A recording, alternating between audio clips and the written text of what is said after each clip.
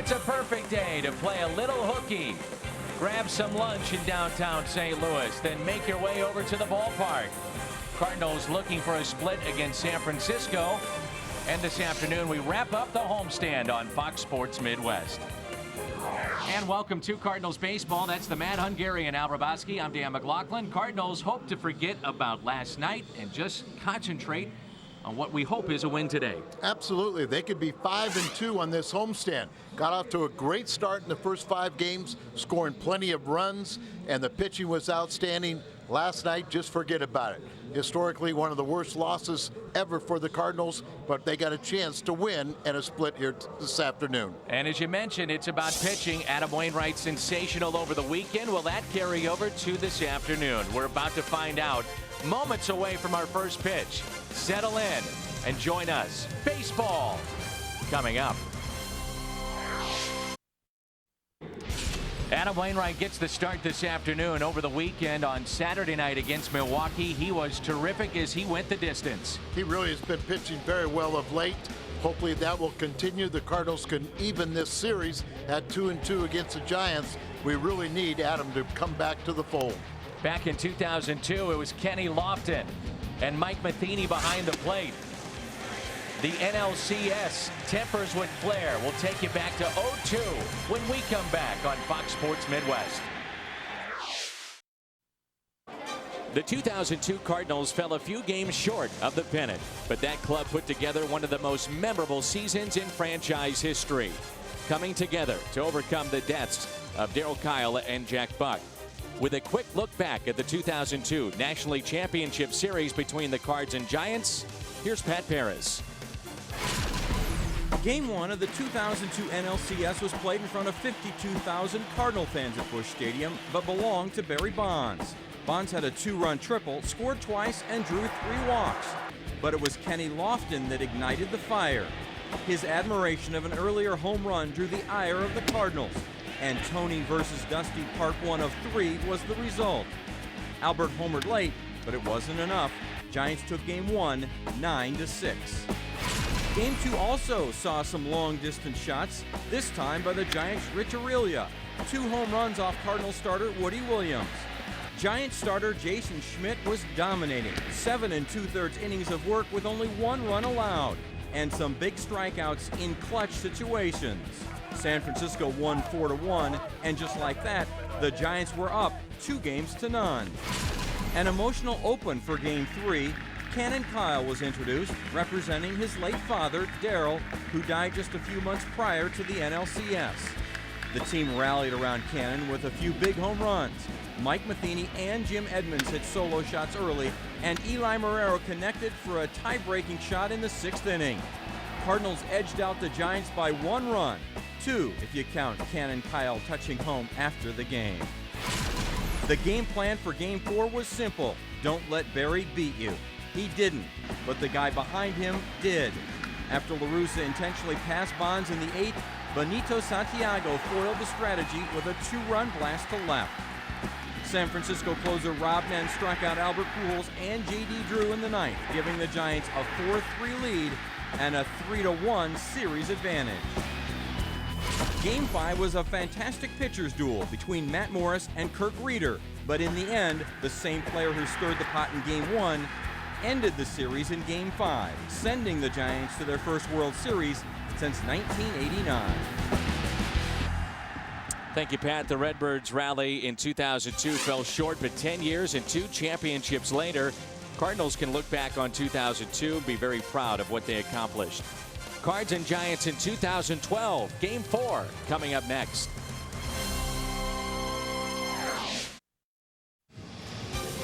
Cardinals baseball on Fox Sports Midwest is brought to you by Budweiser. Great times are waiting. Grab some buds. By your Mid-America Chevy dealers, the #1 selling brand in St. Louis. Find us at stlchevy.com. By Dobbs Tire and Auto Centers, #1 for quality tires and expert auto service.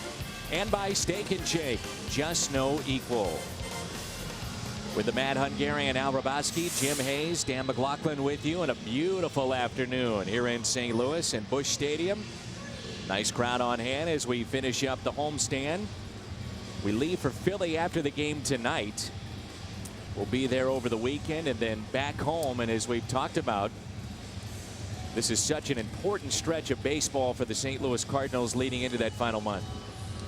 Well, they need to win this game, have a 5-2 homestand, then go win that series in Philadelphia, and then come back home for a nice long homestand and pick up even more ground on the front runners.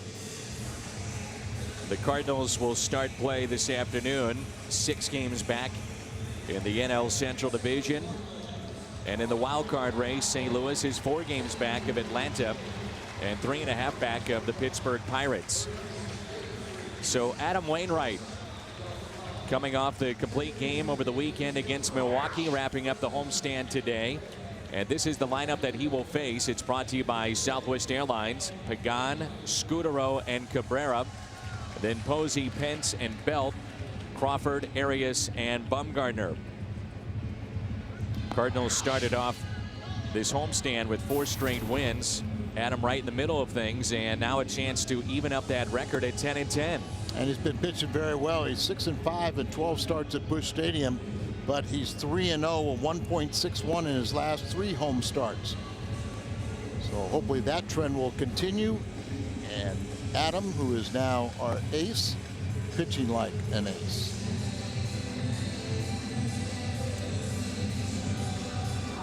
Toyota keys to the game. Adam Wainwright, what he's done here at Busch Stadium. Record of 3-0. ERA has been very good, and also he's added to his own run support. 3 for 5, pair of doubles, 3 RBIs. Run support has been a real problem for Adam Wainwright, especially early on this season. He wasn't pitching all that well. The team wasn't scoring runs. But the second half of the year has been a different story. Yeah, the team has scored a lot of runs for him lately, particularly here at home, and he hasn't needed that many. Defense behind Wainwright, Holiday, Jay, and Beltran. Freeze for Kyle on the left side of the infield. Descalso at second base. Craig at first. Yadier Molina's behind the plate. And around the horn is presented by Dobbs. Good to see for Kyle back in there dealing with a sore back, and Descalso shifting over to second base. And the first pitch is taken for a strike by Angel Pagan. We're underway here at Busch Stadium. San Francisco has scored a first inning run in 7 straight road games. Had a lead in every game of this series. And last night it didn't matter if it was the 1st, the 5th, or the 9th. They were scoring the entire game. Talking to Mike Krukow, their television analyst for the Giants, and he said he was asked recently who has scored the most runs on the road. And he goes, I have no idea. And he found out it was the Giants. He thought they'd be in the middle of the pack, but on the road they score a lot more runs than they do at home. They've averaged close to 9 runs a game on their current road trip, and scoring 15 will certainly help, like it did last night.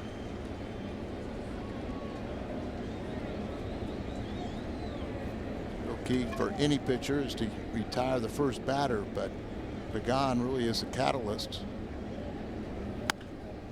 And that's a ground ball that's pulled foul. Good to see that Alec Craig is healthy enough today and back in the lineup this afternoon. 2 home runs, solo shots 2 nights ago.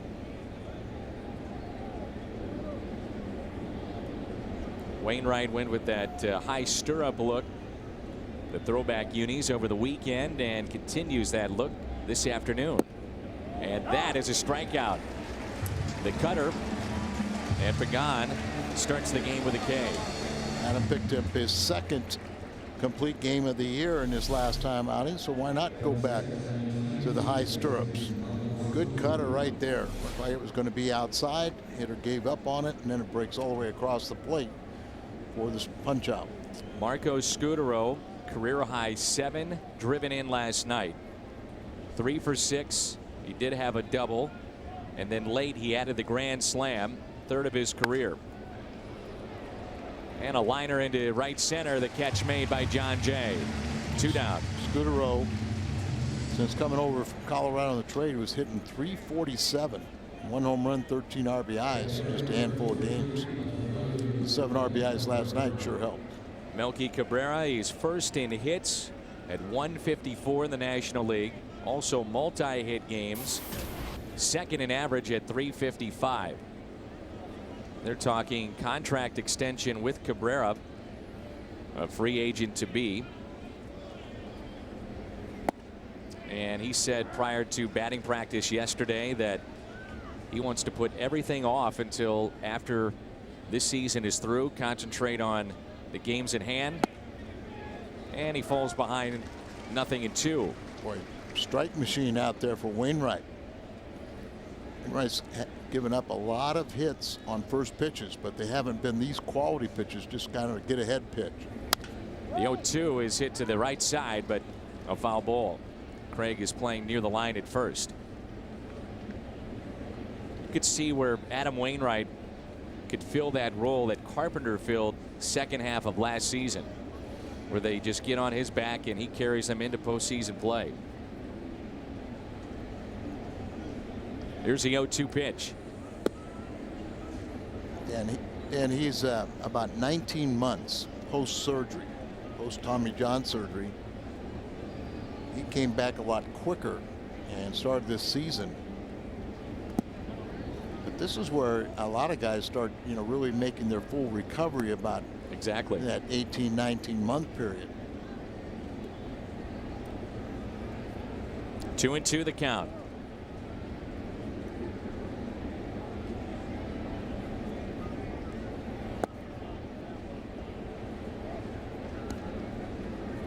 Crowd still filing in. Beautiful afternoon downtown St. Louis.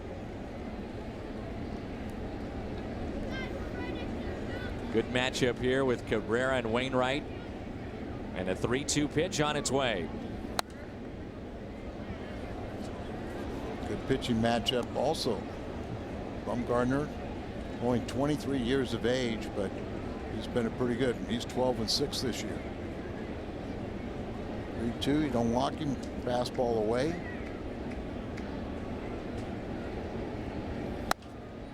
See that Cabrera is very tough to strike out.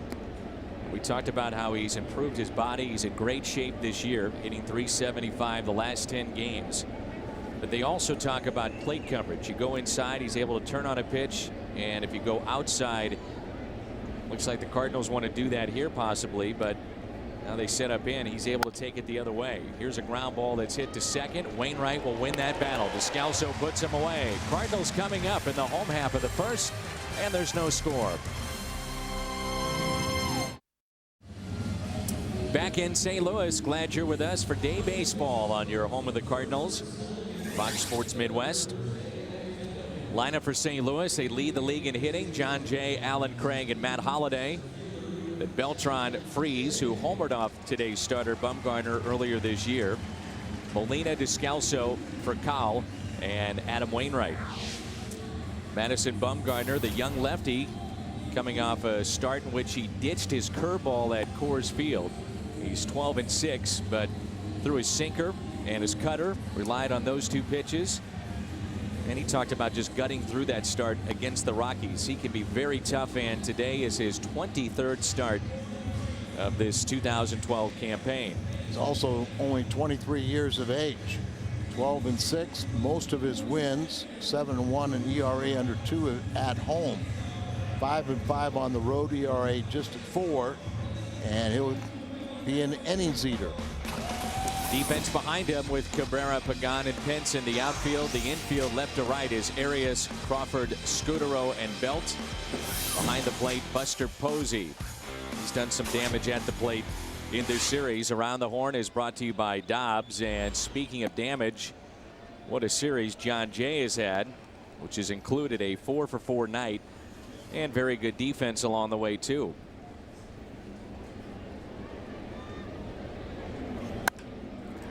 He's at it again. Base hit out to left.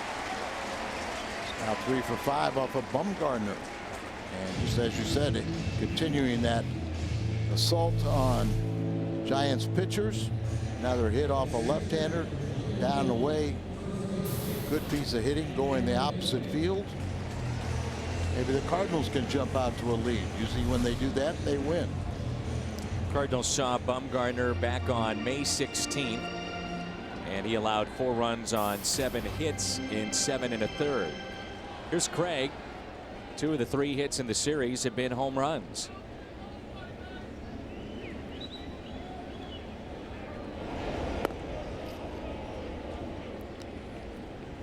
Alan Craig is outstanding hitter, just a couple points shy of 300.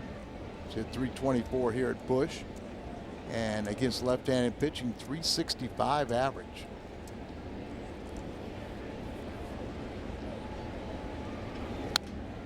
Good rip by Jay, and it's fouled back. We've seen John Jay get the starts at first base primarily, and now we understand that, or rather Alan Craig, we understand that Lance Berkman has been experiencing soreness in his left knee. And remember, it was surgery on the right knee earlier this year. They both have been troublesome for him in the past. Sometimes you compensate for one and the other one starts barking. But it'd be a few weeks before he'd get back to helping out Mike Matheny. Mike saying before the game he just cannot catch a break. Berkman, the 36-year-old switch hitter, limited duty this year.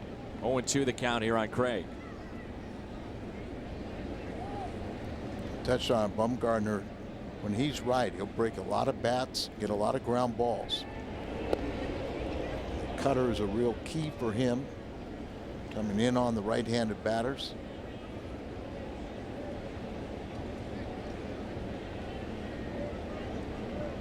Oh, 0-2 the count. Jay was leaning, and Craig hits it up the middle. Race to the bag and out. Scudero just got there before John Jay. Jordan Baker, the second base umpire, must admit to the naked eye it looked like that John Jay had beaten Scudero to the bag. There it looks like a good call. Scudero jumps for the bag, and just a split second ahead, I think Scudero wins the battle.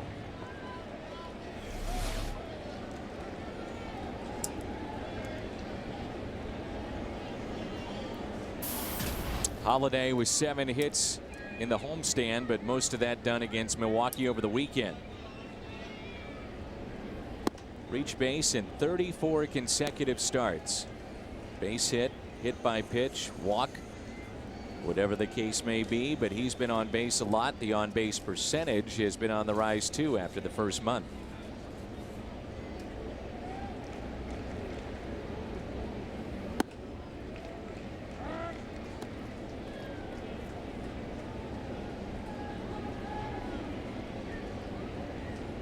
One ball, 1 strike, 1 out. Runner at first. Alan Craig. Outfield is deep and straight away.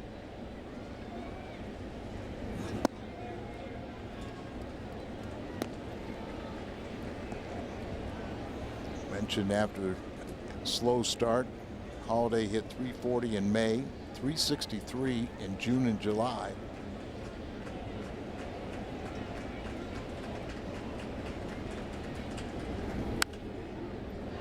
Popped foul and out of play.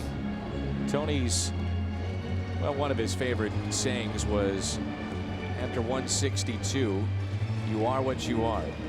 And meaning that if you're a 500 team, after 162, that's what you are. That's the kind of team that baseball sees you at. And he also would always mention about player stats, where you wind up at the end of the season, give him a full 6 months and you'll see a guy put up numbers, and that's what Holiday has done as he strikes out here. First strikeout for Bumgarner, and it brings in the switch hitting Beltran. Breaking ball. Bouncing up there, but getting Holiday to chase. Goes from that low 3/4 angle.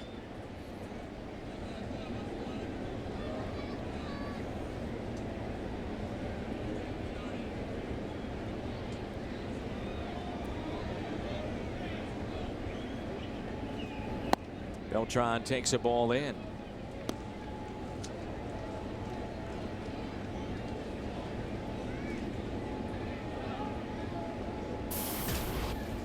Bumgarner was the 10th overall pick back in 2007 from Hickory, North Carolina. The first left-hander picked in the first round by the Giants since Mike Remlinger. Remember Mike? Sure. He also survived working with Steve Klein, who was their AAA pitching coach at Fresno.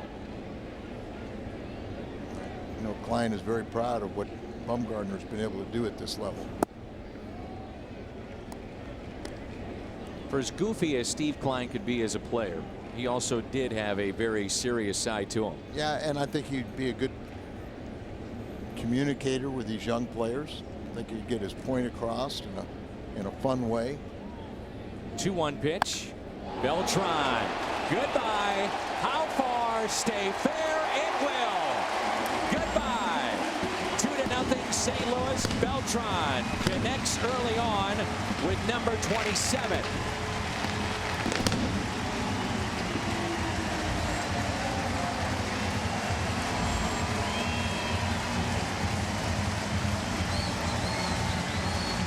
Adds to his league-leading RBI total. And that ball just stayed up in the zone. Didn't get it far enough in. He turns on it. Hits that 27th home run. RBI is now up to 80. Bumgarner really allows most of his home runs on the road. Keeps the ball in the ballpark. And there you see he's creeping up closer to Braun. Just 2 back of Ryan Braun. That's the 18th home run that Bumgarner has given up. And as you talked about, majority of that has been on the road. Opponents only hitting just above 220 against him. That's how good he has been. 15 of the 18 home runs have been hit on the road. Sends a jolt into this ballpark after last night, the flat performance by the club.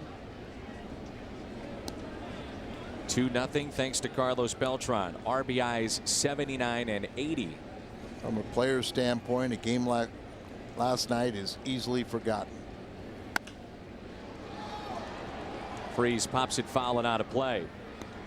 The beauty of playing every day and such a long season, 162 games. You don't have a week to think about it like a football team. You just turn the page and move on. 2-2 pitch. Tapped foul. Bumgarner last year was a .500 pitcher, 13 and 13. And he did log over 200 innings, always a key stat to look at the end of a season. At 204. He's tossed at least 6 innings in all but 2 starts this year.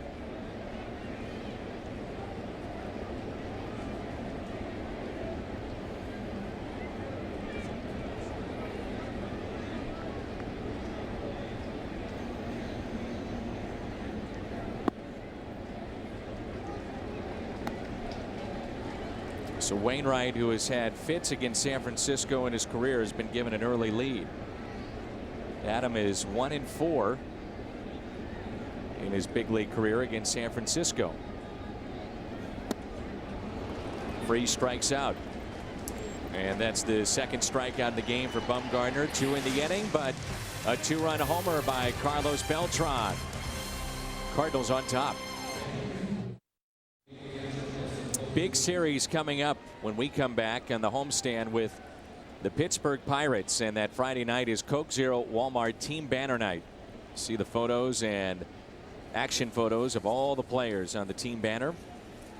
That's the Friday night, the 17th of August. 2-0 Cardinals. Beltran goes deep. And here is Buster Posey. Extended his hit streak to 12 games. And the all-star catcher has now hit safely in 21 of 23 games since the break. You break down those numbers, it's even better. He has been their most productive hitter in their lineup. 8 home runs, 30 RBIs in the 23 games since the break. 2 years ago, thanks to Buster Posey, They won the World Series in 2010 season, stayed in contention last year, finished with 86 wins, and they're trying to finish above 500 for the 4th consecutive season. As Posey breaks his bat, Freeze distracted just a bit, but with Craig staying on the bag at first, makes the play.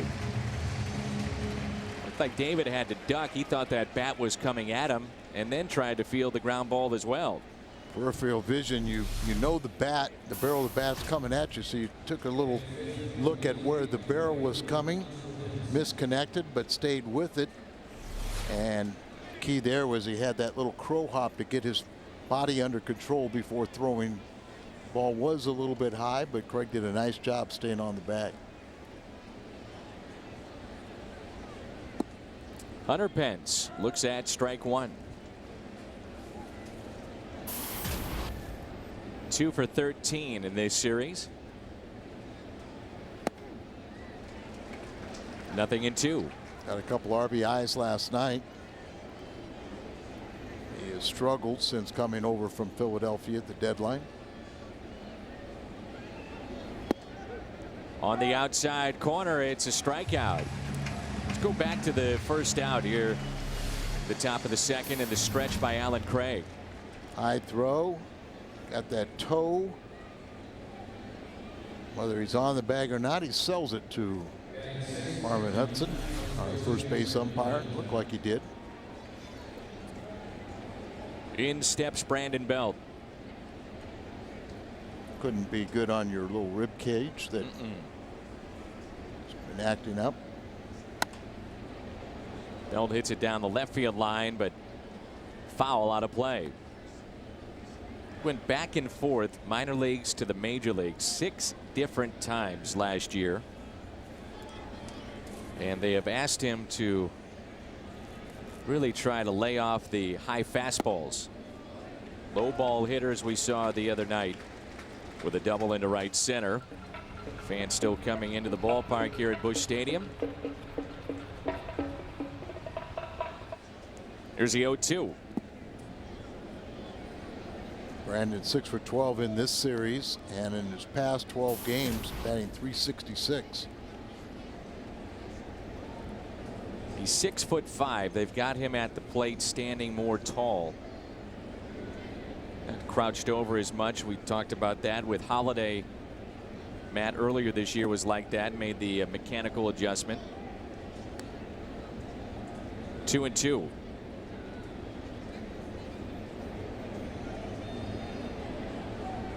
Belt a 5th round selection back in 2009. His batting stance, he doesn't look comfortable. You know, some guys look very free and easy and comfortable at the plate. He looks like he's all tight.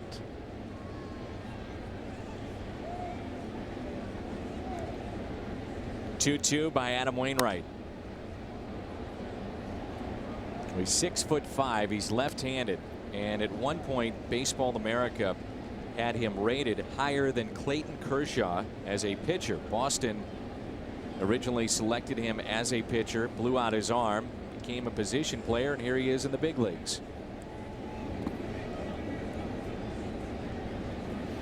It's not that uncommon anymore, is it? Not at all. Don't have the wear and tear, and you see a lot of youngsters think they got to start getting pitching lessons at such a young age and do a lot of damage before that arm and body is developed. Trying to go inside, fouled off by Belt. He does stand deep in the box, and you notice that wide base that he takes. Starts out wide, then he kind of closes up as the pitch is coming in. Fastball away. And he missed. Good at bat by Brandon Belt. Fought off some very good pitches by Wainwright. 2-out walk, and it brings in Crawford.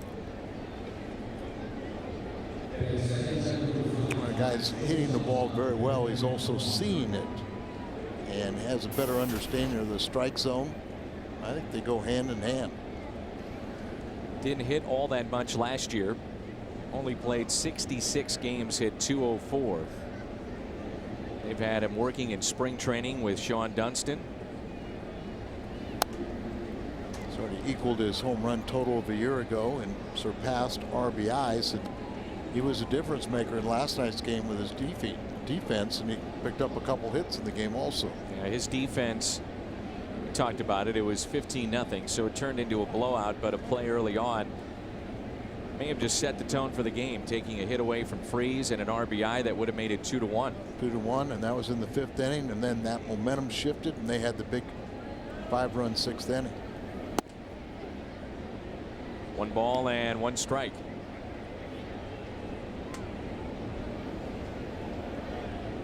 Giants starting play today, game and a half in front of LA, 5 in front of Arizona. 1-1 pitch.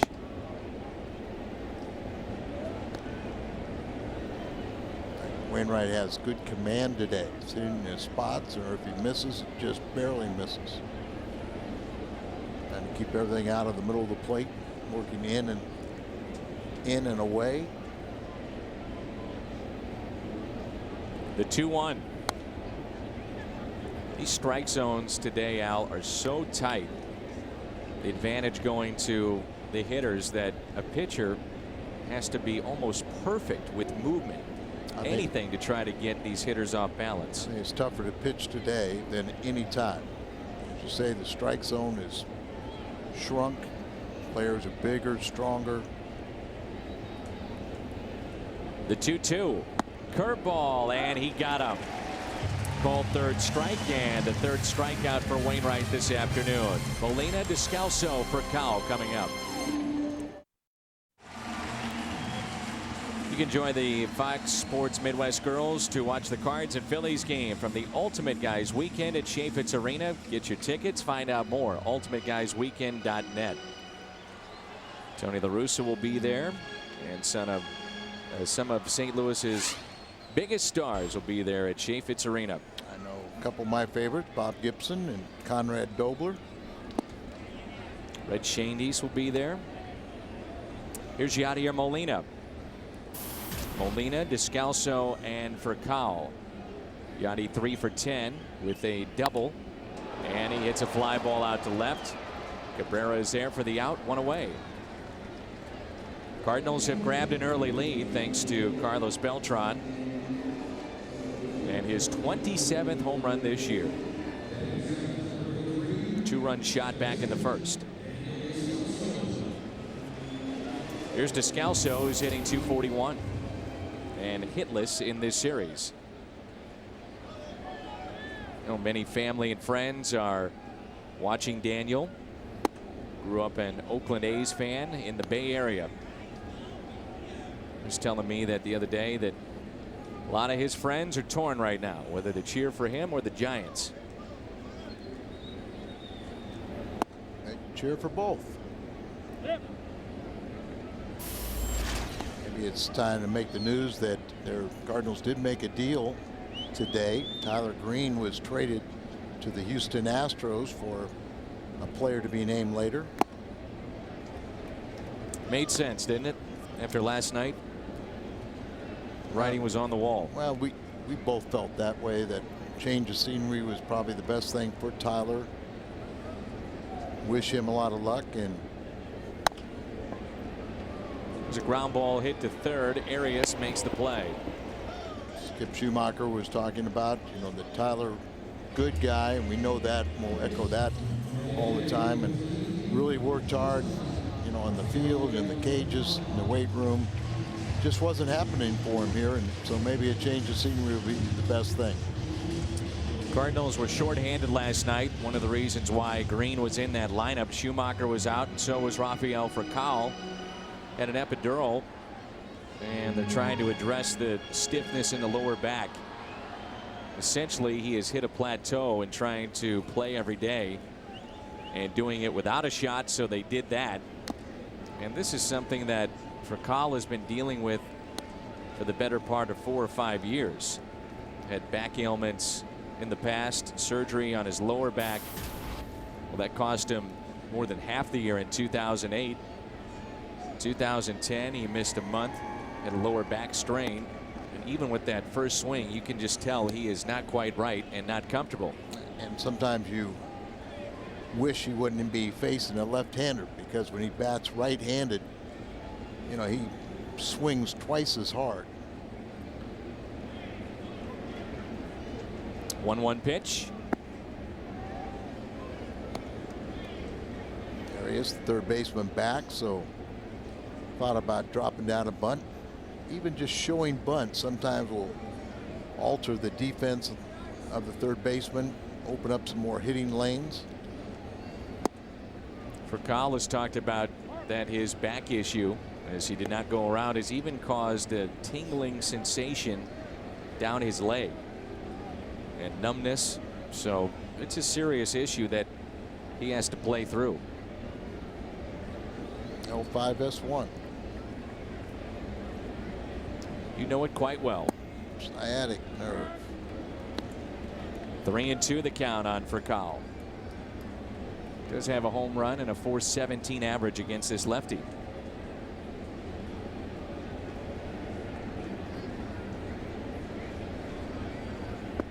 And he swings and misses, a strikeout. This is the third of the afternoon for Bumgarner.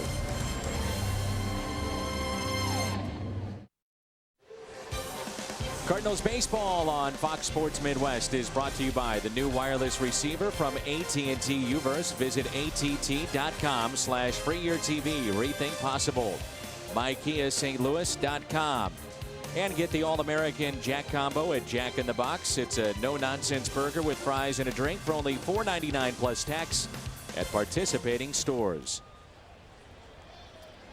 Gorgeous afternoon for baseball. Glad you're with us on the home of the Cardinals, Fox Sports Midwest. Leisurely afternoon. Sit back, relax, and take it all in. Here's Arias, the third baseman for San Francisco. 8th place hitter, followed by Bumgarner and then Angel Pagan. 0-1 pitch. Ground ball sharply hit to third. Freeze is there. One away. Hitting the road, take our coverage. Cardinals baseball on Fox Sports Midwest with you. Visit Cardinals.com and you will get MLB.tv. Madison Bumgarner. Mentioned that he was born and raised in North Carolina. And he's been part of a World Series team. He signed a long-term extension at the age of 23, and he said that still one of his best baseball memories was hitting a walk-off home run to win the state championship in high school.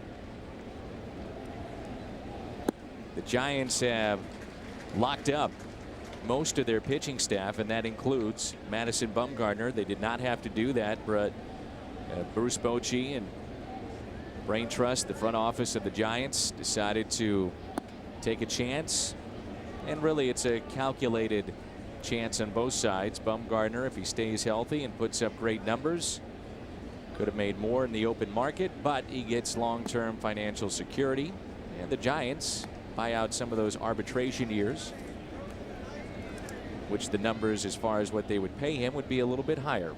We've seen that more and more in baseball. Young players getting locked up. There's a strikeout, and that's number 4.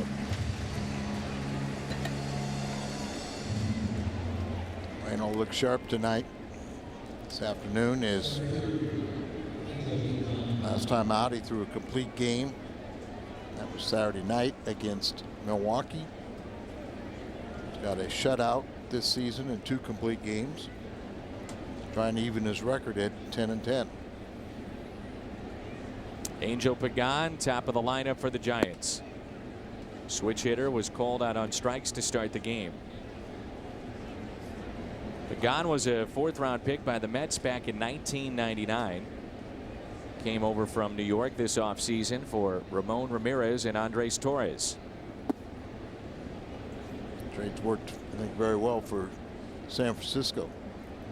Yeah, this is a team that last year was last in the National League in runs scored, so they were looking for some speed and a little bit more production at the top of their lineup, and they've gotten that from Pagan. Switch hitter that's really pretty true to form. 282 right now is his batting average. 288 right-handed, 280 left-handed. Got 19 steals. 3-1.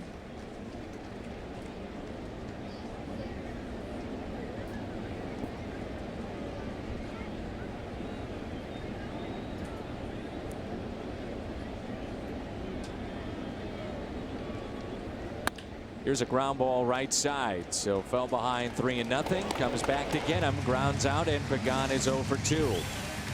Wainwright leads it off when we come back.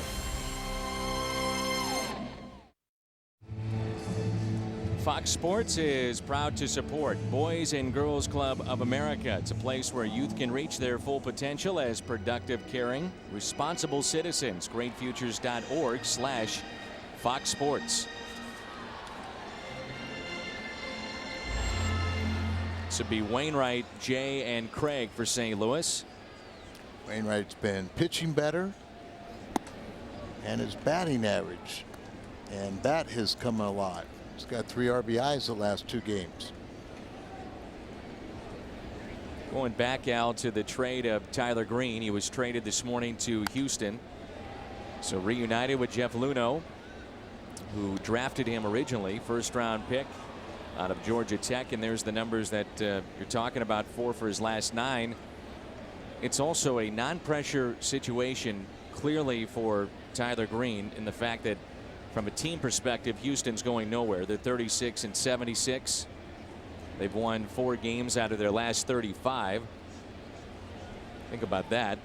And maybe he just needs a change of scenery and a chance to play every day. You know, we've always said, what would this guy do with 500 at bats? How many steals would he get? Where would the average be? And here it was not going to happen. So he heads to Houston, and we'll see if that works out. He's not going to be playing second base there. Altuve is the guy. But you're absolutely right. It's not the first guy that finds it much easier playing for a second division team where there's no pressure. It's difficult for young players to play on teams that are trying to compete.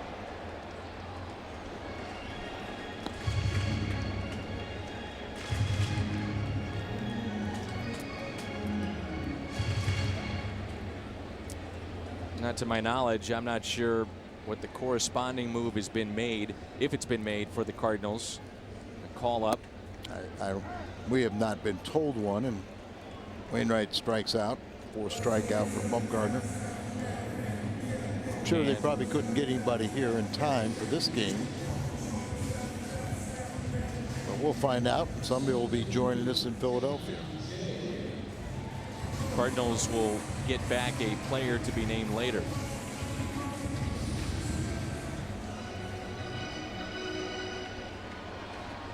And that may be a list that will be submitted to the Cardinals, and then at some point, maybe even after the season, they can pick who they want. And then if they can't come up with somebody, they take cash. Green still only 28, but was hitting .218, 4 homers, 19 driven in 77 games this year. Recently, he was being bypassed where a lefty would be on the mound, and you would have a left-hand hitting pinch hitter go up there with him available, the right-hand hitting Green. Yesterday was his first start on the homestand, so he's better off.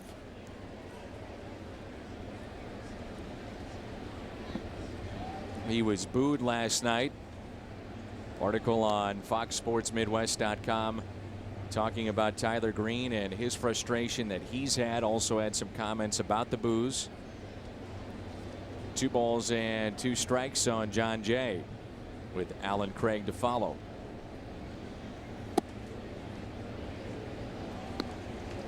That is a rarity for Cardinal fans, too, to boo anybody.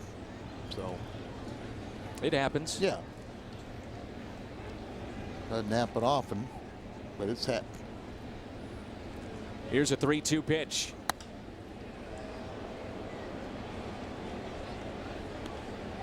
Jay with a base hit to left, first time up. On deck, it's Alan Craig, who's diagnosed with a bone bruise. Good to see him back in the lineup today. Misses inside.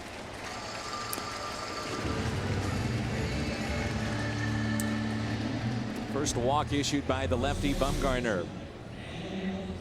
Pretty close, but just a bit inside. John Jay on base for the second time. Alan Craig means so much to this team. This will be his 70th game that he's appeared in. And he has driven in 58 to go along with 17 home runs. Started the season on the disabled list with a fractured kneecap that he suffered last season. Got to the roster on May 1st. Then he missed another 14 games with a hamstring. And that was an injury suffered in right field in San Francisco. And of course, the knee injury started when he ran into the chasing a foul ball, ran into the railing at Houston last season, and then this bone bruise in his ribs is product of trying to chase a ball and falling into the stands in Cincinnati. Maybe we have to make him a center fielder, keep him away from the foul lines. Yeah, he hit the railing along that first base line in a foul ball, and that was the series in July. But then he'd probably hit the wall out in center. Now the ball finds you, maybe the wall will find Alan Craig. Great production when he is healthy. And he said it was just so odd that yesterday just happened to be the day that he wakes up and it was a lot more sore than the pain the last couple of weeks, so he sat out yesterday. And when he got to the ballpark, he wanted to be in that lineup after hitting 2 home runs against the Giants the night before. So he's got the right attitude. He's not looking to get out of that lineup. This is a young battery that they have here with San Francisco today. Bumgarner and Posey. As Craig hits a fly ball out to center. Late break and a sliding catch made by Pagan. He started back, had to come in, makes a sliding catch for the second out. Got fooled a little bit by the big swing by a power hitter and was able to correct it. Comes in, makes a sliding catch. He's committed 5 errors from his center field position, Pagan, but I think that's more indicative of the outfielder he is. Al, think about this. Back in the World Series of 2010, you had to go back to 1947 to find a younger battery than these two that we see today. And in 1947, it was Yogi Berra and Spec Shea. As Bumgarner, when he made his major league debut, he was just over 20 years old. It was 20 years and 38 days. 4th youngest pitcher for the Giants.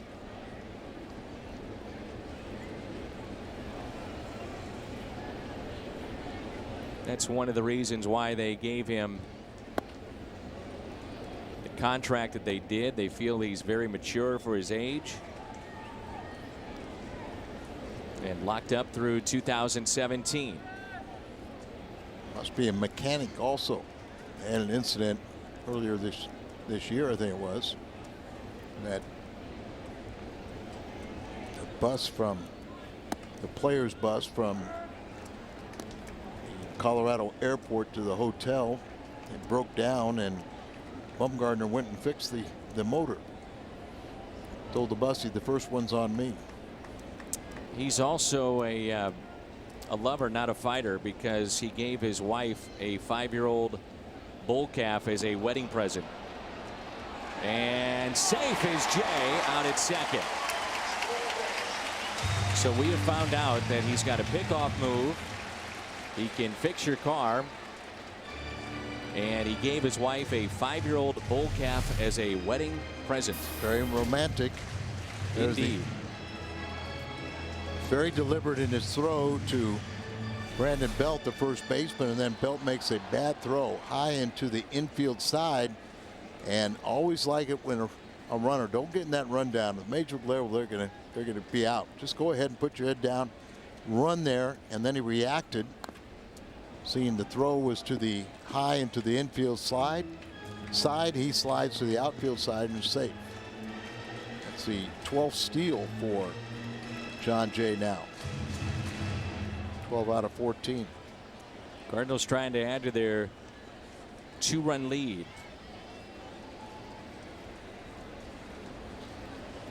A home run early on by Carlos Beltran. Here's the 1-2 pitch. Just missed outside, and it's 2-2. This is a team that historically last year made history with fewest home runs allowed on the road. It was under 1, and that was the best it had been in over 2 decades in Major League Baseball. The 2-2 pitch, and it's a swing and a miss. Holiday strikes out for the second time this afternoon.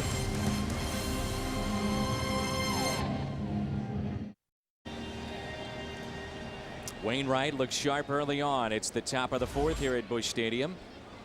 It'll be Scutaro, Cabrera, and Posey. Both pitchers are right on, but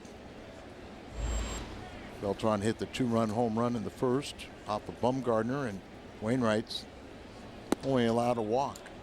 And there's a strike to Scutaro, who lined out to center field first time up. Giants will return home after today. And then the Cardinals head out to Philly. There's the first base hit for San Francisco off the bat of Scutaro.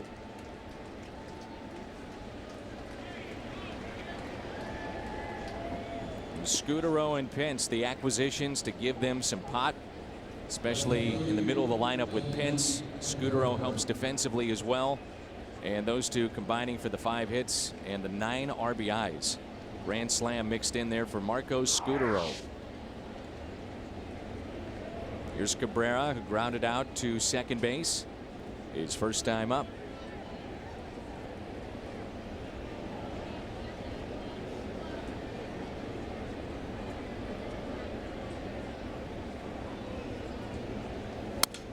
There's a broken bat, and John Jay came in, steps back, makes the catch.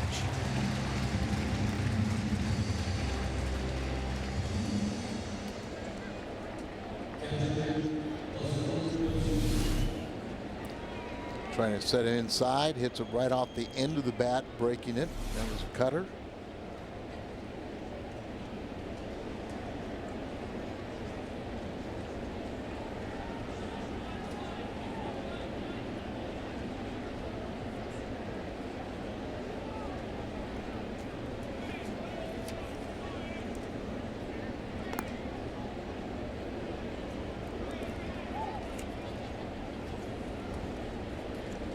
Here's Buster Posey. Former college shortstop, relief pitcher that hit 94 on the gun when he was in college. His dad's name was Buster as a kid, passed it on.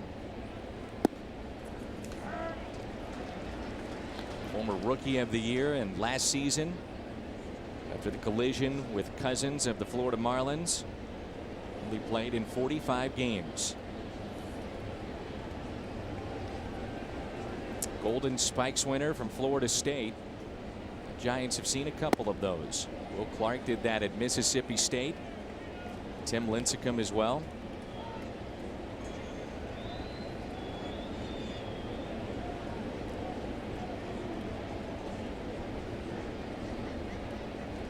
Bruce Bochy, a former catcher, has had a lot of thoughts on what needs to be done with Major League Baseball and the potential of collisions at the plate and how you protect your superstars. I mean, think about what Molina means to the Cardinals and a collision, what that could do to this team and this franchise. And former catcher Mike Matheny for both the Cardinals and Giants knows all about that too. Yeah, but it was very interesting because last year when Posey was injured on that collision at the plate, Bruce Bochy wanted to institute new rules to protect the catchers, where Mike Matheny was an analyst for Fox Sports Midwest working with us, and Mike Matheny said, you know, no, there is a technique of how catchers can protect themselves, and he demonstrated just a ability to kind of fall away from the blow, and felt that you know, if Posey knew that technique, he wouldn't have gotten hurt.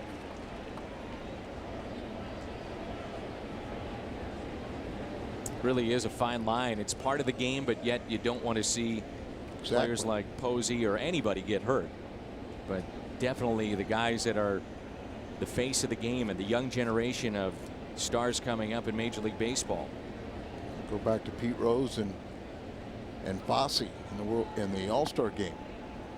Fosse was never the same after Rose took him out on a play at the plate.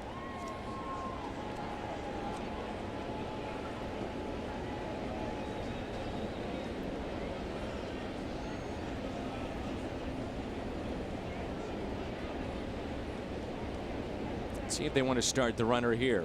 There he goes, and it's taken for a ball. So Wainwright walks his first, or rather his second of the afternoon. Kind of felt like they would be sending him because Wainwright is around the plate and Posey doesn't strike out that much. But he ended up walking. So here is Hunter Pence. Runners at first and second. Struck out looking back in the second inning.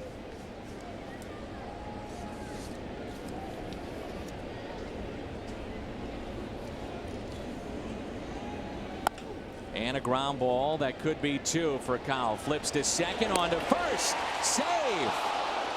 We may have an argument here. Mike Matheny on the top step of the dugout. Now he goes back. Looked to me like a double play. It sure did. Also, for Kyle going to his left and backwards flip took a little time to get it to Descalso, but a strong throw by Daniel. Looked like they get Pence. There's a little bit delay, and I thought they got Pence. Looked much closer on this replay, and there it looked more safe. What do you think, Dan? I know he is safe because that's what Marvin Hudson called. Two replays ago I thought safe, and then the last one I thought out, and you thought safe. To the naked eye, I thought he was out. Things that fans also have to take into account is they're also doing it. There you see he is safe. Ball not quite in the glove, and his foot's on the bag. Fans see it with their hearts too, wanting it to go for their team. And so do some broadcasters. You can put me in that group.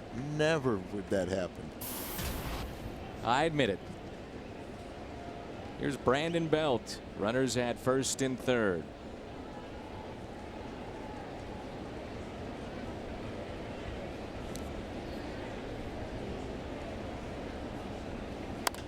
Good pitch. Tied him up. It's popped up.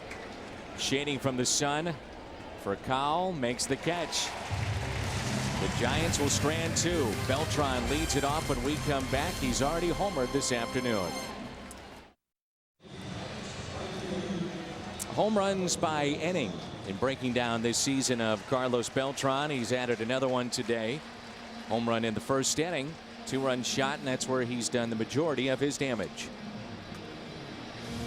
You think about, Al, the specialization of the game, and maybe that's one of the reasons why you don't see the home runs middle and later half, as Beltran will see not that starter, but the specialization guy that comes in. And it was always interesting to hear thoughts of a guy like Bruce Sutter this past weekend. He says, I can't believe how hitters many times do not take a pitch down late in games, and yet a future Hall of Famer, Tony La Russa, would tell you to, if you got a pitch to hit, you're down, but you got a pitch to hit, go for it, because of the specialization of the game.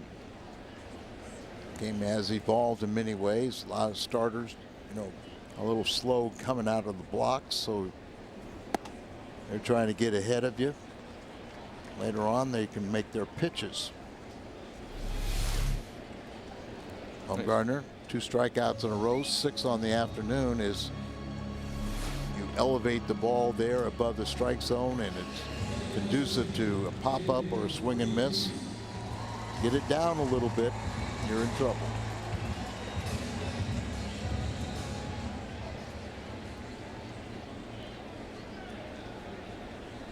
So 6 strikeouts, and here's David Freese.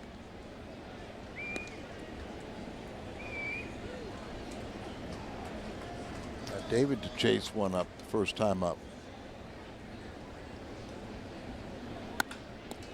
Right back to him. Nice play. Steps and throws, and there's 2 outs.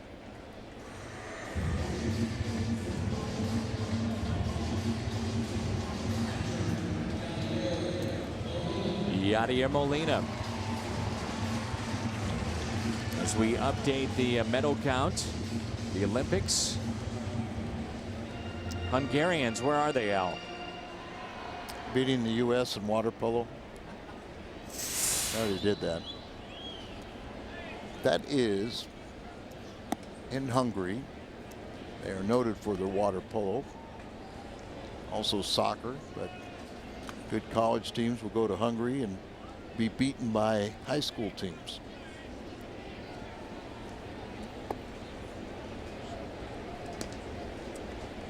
Women's soccer, and Team USA has scored a goal, we understand, and they lead Japan by 1. And that's a gold medal round, too. 2 balls and no strikes here on Molina. You get caught up into the Olympics at all? A little bit.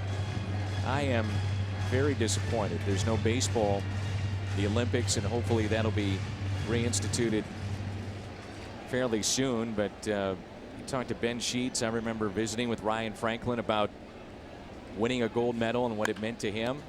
Bumgarner again makes the play as they beat Cuba, an historic matchup a number of years ago.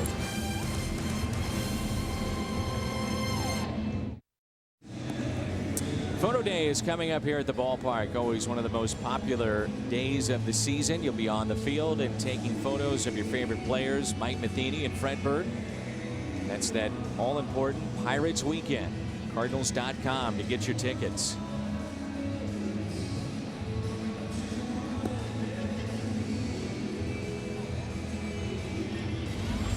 Fans enjoying the sunshine and a little baseball here at Busch Stadium. The Cardinals lead of 2-0. Only 3 hits combined in this game. 2 for St. Louis.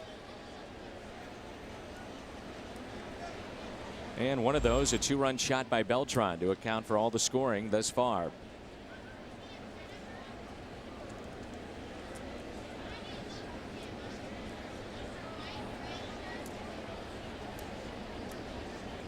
Here's Crawford, and he looks at a strike from Adam Wainwright. Now, what are the differences you see right now with Wainwright from the beginning of the season? Some rough outings there, and what we're seeing right now. Command. It's off the end of the bat, and Freese lets it go foul. Particularly early in the season, his velocity was down 3 or 4 miles, but it was the cutter that he really had trouble. It was very inconsistent. Gave up quite a few home runs with the ball not breaking and staying kind of a BP fastball in the middle of the plate. And I think it's just the pure fact that 3 or 4 more months removed from the Tommy John surgery, that much more time to recuperate, and you just watch his mannerisms. He feels now that he can pitch when he trusts his stuff, that when he throws the ball it's going to go where he wants it.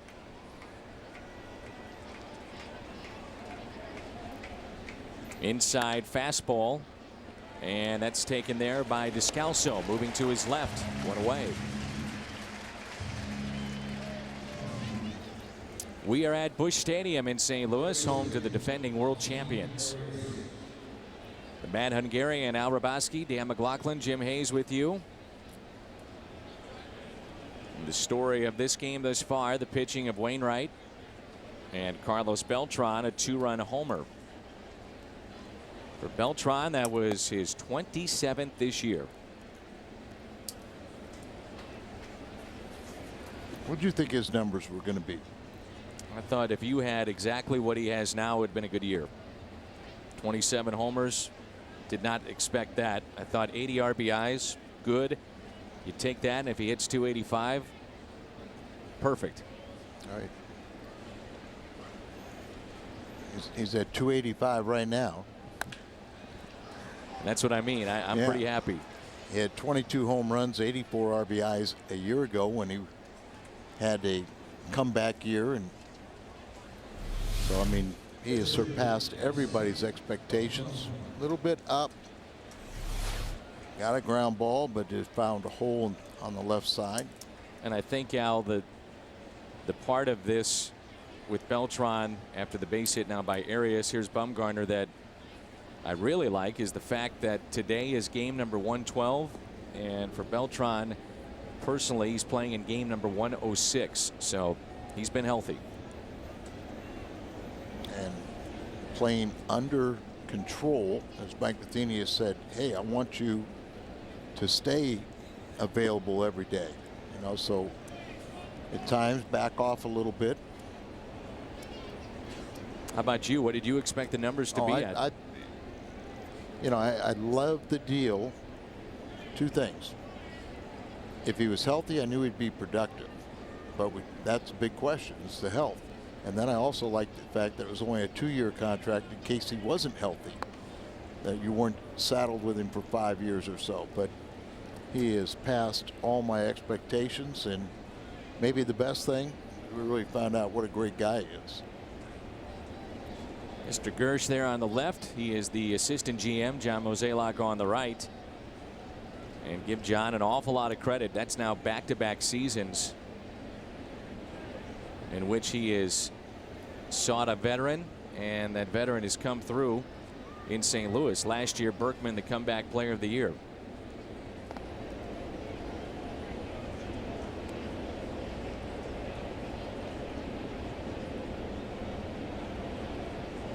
Again, Berkman dealing now with 2 sore knees. 1 ball and 1 strike. Bumgarner struck out first time up. Swinging away and hits it down the left field line, but foul. Mentioned he hit that walk-off home run. He's had a couple of good cuts here today. Yes, he has. 7 for 51. This ball was foul. How about how casual our version of the ball dude down there? See, their version, they would say, well, you just didn't see it. Went right by him. He didn't even know it was there. There's a little gray in his beard and hair, but probably 20 years younger than the ball dudes in San Francisco. Definitely. Here's a 1-2 pitch with a runner at first. Off-speed pitch. Misses low and away. 2-2.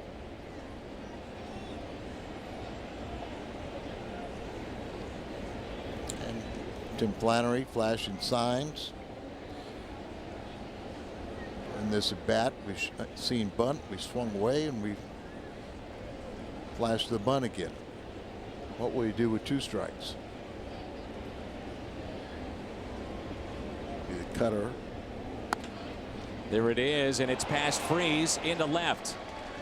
Arias, who can run, very good speed, winds up at third. So Bumgarner puts it in play. It pays off. And runners at the corners now with 1 down, top of 5 here in St. Louis. Pitchers can help their own cause by doing something at the plate, whether it's sacrificing. In this case, it was a butcher boy. You show bunt, pull it back, and then the key is you have to hit down on the ball. If you don't hit down on it, you got a good chance for a double play. And he makes contact, but you see Freeze thinking bunt, so he comes in, cuts down his range, and the ball gets by him for the base hit. Now it's Pagan. Corners are in. David Freeze, even with the bag, maybe even a step or 2 in and off the line at third. Craig is holding at first. Middle infield. Back a step or two. Potential double play, but that would have to be hard to hit with the way that Pagan can run. Wainwright has struck out 4 this afternoon. Fastball misses down and in. 2 balls and no strikes.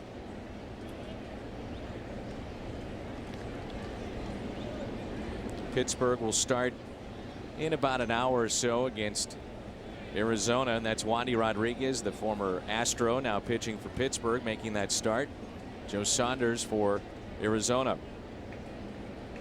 The 2-0 pitch.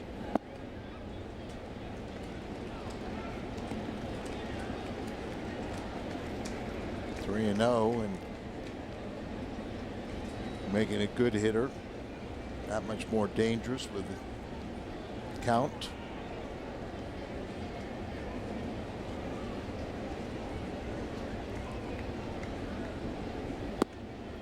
And he walked him, so the base is loaded. Third walk issued by Adam Wainwright. And it brings out Derek Lilliquist as you get a look at Wainwright, what he's done lately, and as the games progress, he gets a little bit better. We talked about this earlier, you and I, Dan, and we think the first 18 starts was just kind of when he got to that third time through the order, he just didn't have the arm strength. But it was no surprise to us lately, as he's built up the arm strength, that he's getting better and better, that now those numbers the third time through the order have cut down. So the bases are loaded. It was a single by Arias.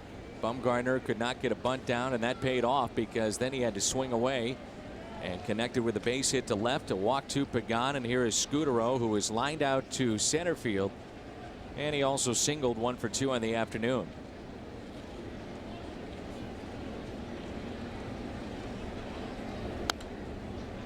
Strike 1.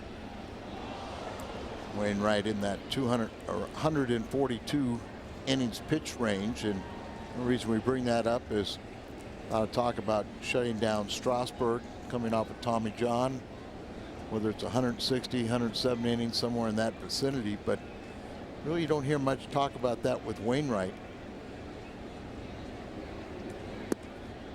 One of the things that Adam has done is he's really cut down his workload in between starts. Not throwing as much, between starts. He really doesn't labor when he takes his warm-up. Really just kind of flings the ball up there and doesn't really exert much effort. Here's a 1-1 pitch to Marco Scutaro. Cardinals have also done that with Joe Kelly, as his innings had piled up a bit, and last year he hit a dead arm stage. They cut down his side sessions. He got the zip back on his fastball, and they've continued that approach this season. Big pitch here with 1 ball and 2 strikes. Waino, with his ability to get strikeouts, can be in pretty good shape for this. Yachty wants it high. They want to see if he'll chase. I think that was a deke. Yeah, it was. You're right. Through the cutter, but kind of raised the glove up and make you think it's going to be an elevated fastball, and then he threw the cutter. 2-2. Getting that cutter, and you see if he could reach for it, get a ground ball. Ball up, produces fly ball. Here it comes from Wainwright. Ooh, he was on it, fouled back. Marco Scutaro has been in this spot about 12 hours ago. Last night, connecting with this home run, that would be a grand slam. It was his 3rd career grand slam and gave him a career high 7 RBIs in the game last night. 2-2 the count. Bases loaded. Cardinals lead it 2-0. Here it comes from Wainwright. There's a fly ball. Right center. Jay, a sliding catch. Runner from third will tag up and score. to get on the board. That's Arias, and a base running error to an extent out at second base, not tagging up. So the runner at second stays put. Giants get on the board. It's 2-1. John Jay got a good jump, closes there, chooses to slide to able for him to get the ball back into the infield a lot quicker. There you see the runner at second base, Bumgarner. He's the pitcher. He never thought that he would have to need to tag up. Going with John Jay going into the right field like that, if he went back and tagged up once he started closing, he could have gone over to third easily. So now it's Melky Cabrera. Runners at first and second. Cabrera has grounded out to second. He's also flied out to center. Good breaking ball from Adam Wainwright. Strike one.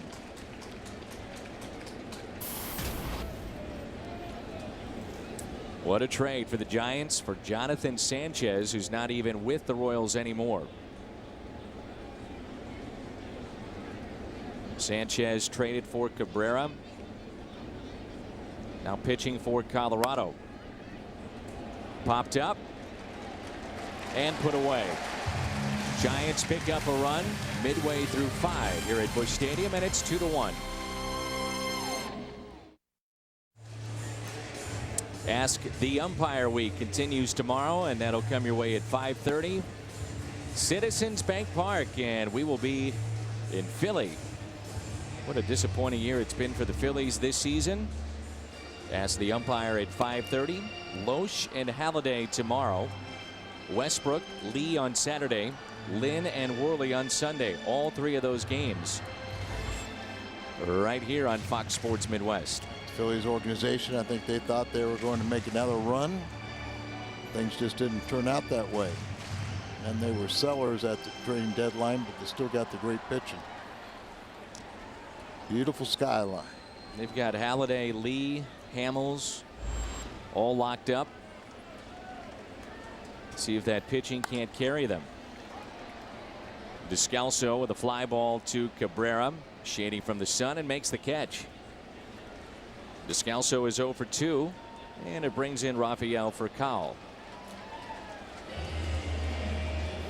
One of the issues for the Phillies early on was no Ryan Howard. Sure. And he was hurt. Yep, he was hurt on the final play of the playoffs for the Phillies last year. The out recorded by the Cardinals and Chris Carpenter. And then you had, as you mentioned, Chase Utley dealing with knee issues, and we know that he can be one of the best in the business. And the Cardinals got a lot to be thankful with Charlie Manuel. And we played last August. That's a good point. Played and Howard was having the issues with the Achilles then. It's sharply to second, and Furcal puts it on the ground, but it's an out. He's 0 for 2. But they had a bunch of guys that were just starting to get healthy and come back, and Charlie Manuel told me, he goes, don't worry, Cardinals are still going to be in this thing, because those last 3 games we're going to be playing against Atlanta, and I'm going to be playing my guys hard, and we're going to try to win every one of those games. That's some of the folks in Big Mac land. Remember that right now at all St. Louis McDonald's restaurants, 2 to 5 every day. You get smoothies and shakes, iced drinks, and $1 off those drinks.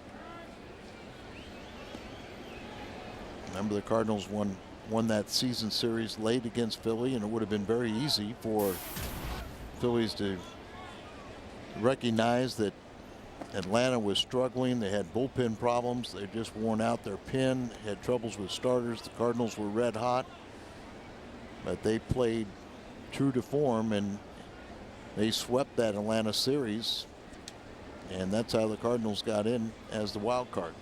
The Cardinals could have a big say in what happens again this year with Atlanta. As far as the wild card is concerned, Atlanta leads it by a half game, but also think about what's happening in the NL East. Cardinals are through with the Braves this season, but not Washington. And Washington leads Atlanta by 4 games. We have not seen the Nationals, and we'll see him for 2 series in September. Here's a 1-2 pitch.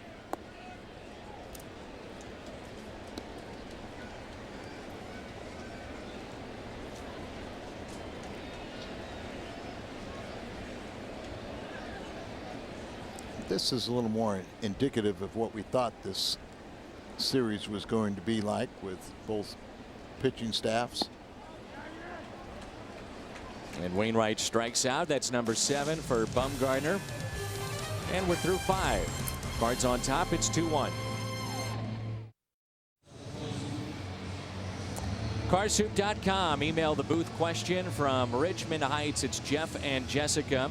All the talk of Steven Strasburg having a pitch limit. Wainwright, is he under any restriction? And the answer would be no, but we talked a little bit. Yeah, we talked a little bit about that, and it is talked about, and at least to our knowledge, there is no restrictions whatsoever on Adam. Adam is a little bit older. You know, his arm is a little more conditioned, kind of knows what the rigors are of a full season, where Strasburg is young. They want to protect his future. And Adam, like we said, is cut down on his throwing sessions in between starts, trying to do a bunch of little things to try and reduce that workload. But you really don't hear much conversation about limiting him or shutting him down. So here is Buster Posey.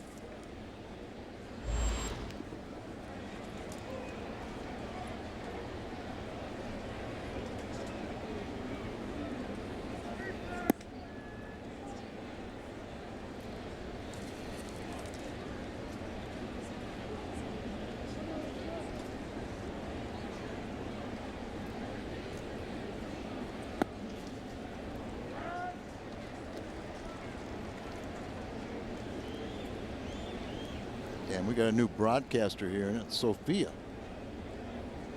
Good to have Sophia in the booth and keep you straight as Posey picks up a base hit into right field.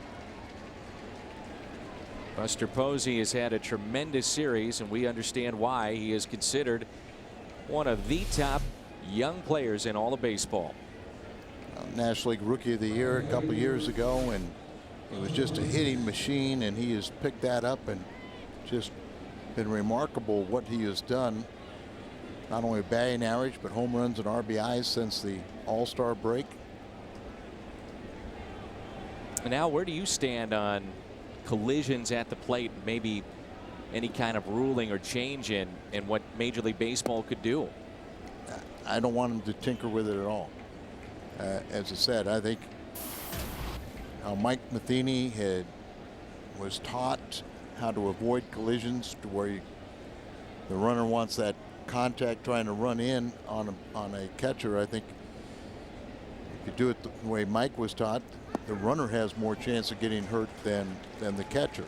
But it's all been part of the game, and I can understand Bruce Bochy, who was a catcher also, and not wanting to lose one of your premier players and a young superstar in the game. But start tinkering with things like that, then I think you lose the intensity of the game. 1-1 is a foul ball. I think a lot of people now even question, Dan, is do we have the same intensity in the game that there used to be? Players used to not like each other, so it was all about winning.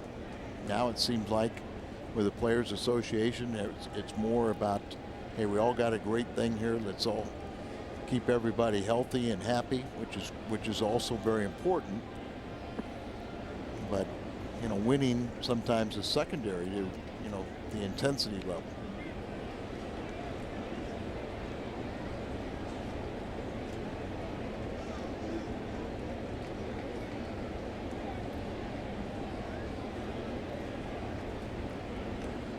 Here's a 2-2 pitch to Hunter Pence. Popped foul and out of play.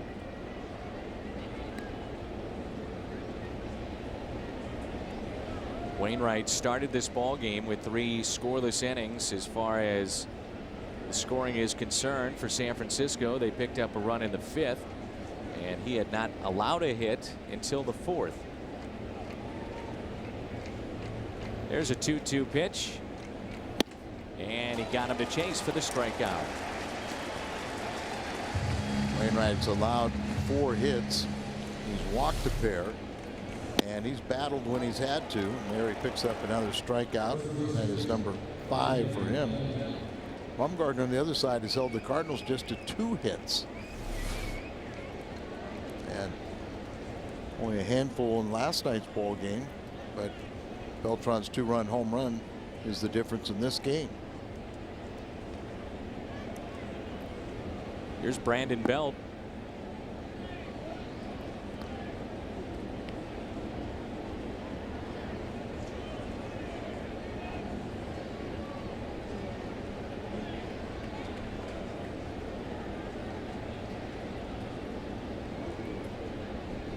The 1-0 pitch to Belt misses outside. 2 balls and no strikes.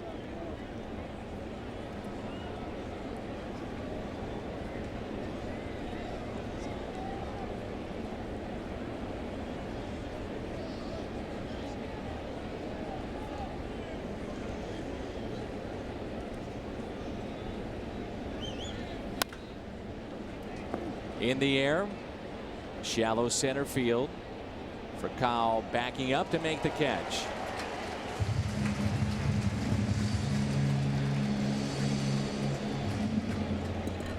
What's on tap? And it's the Phillies tomorrow night. Loesch, the former Phil, against Roy Halladay, Cy Young Award winner, one of the best in baseball. He's 5-6 and will come your way at 5:30.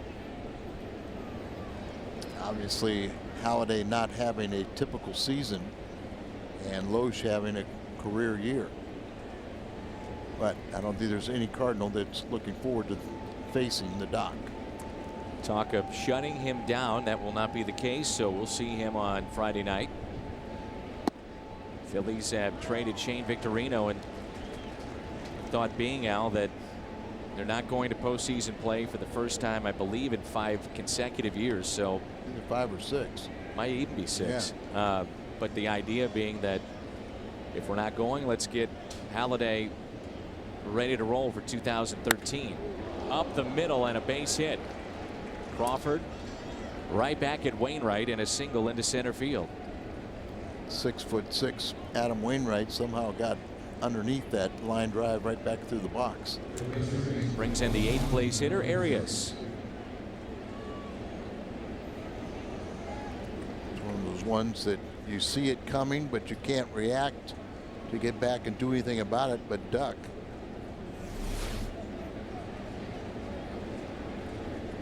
So a scary moment a few years ago with Chris Young of San Diego. He was on the mound and Pujols hit one back at him off his head and was able to come back and still be effective.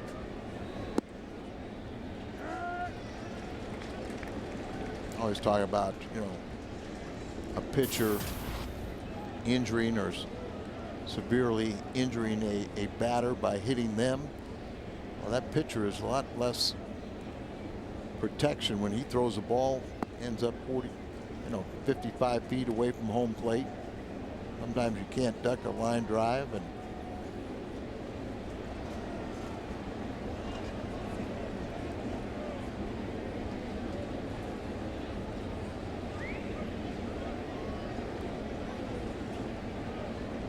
one pitch on its way.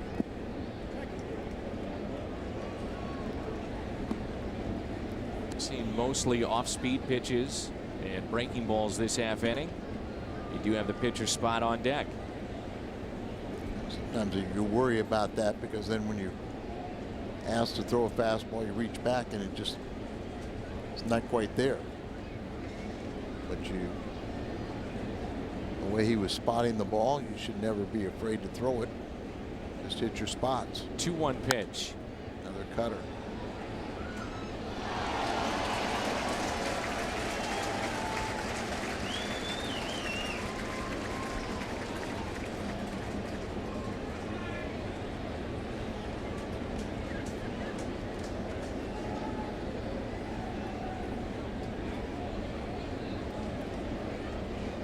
Two and two the count with 2 runners on as Wainwright steps away.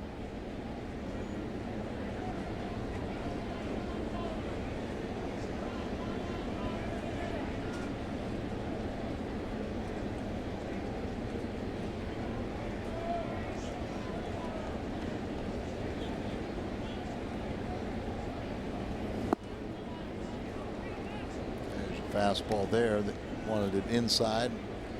It's down and away. Do you give him something to hit here? Or would you rather load him up and deal with Bumgarner? Does have a base hit. I always believe you got to attack the hitter. 3-2 pitch. Runners go. He attacks him and strikes him out. 2 strikeouts in the inning. And that's 6 this afternoon. The big curveball on the 3-2.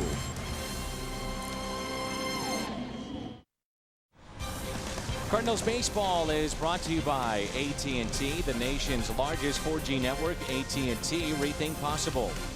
And by Ford, the official vehicles of the world champion St. Louis Cardinals. Big strikeout moments ago for Adam Wainwright. That's 6 today. Pitchers duel. We've seen a combined 7 hits, 5 for the Giants, only 2 for St. Louis. One of those, a 2-run homer off of Bumgarner back in the first inning. And that's when John Jay rode home on that 2-run home run. He led off the game with a base hit. So no hits since the first for the Redbirds. Only other base runner was John Jay in the 3rd off of Bumgarner when he walked.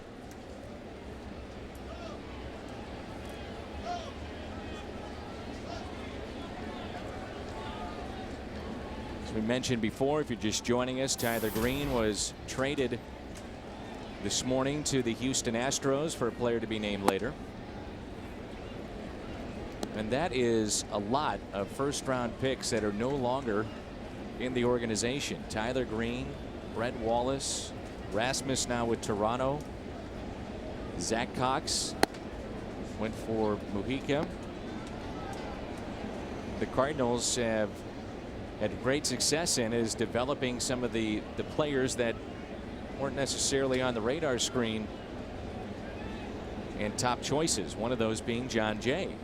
John Jay, Alan Craig, those type of players that have been instrumental in this championship run. Now, the Cardinals have had a lot of success getting first rounders to the big leagues. But I've always said your draft should be really measured by what happens beyond the first few rounds. Line shot left center. That'll get down. Jay on his way to second base and hustling in with a double. What a series this guy has had. That's now 2 hits today, and he's on base for the 3rd time. Got his average up to 309 now. 2 hits and a walk today. He had the tied his career high first game of the series with 4 hits and has just continued to hit in this series. He came in and you see how Pagan get it back quickly, but not before the double. 2 for 2 today for John Jay, and he came in batting .452 in his career against the Giant pitching. .389 average with runners in scoring position. Jay is running down to 30 goes. He is safe.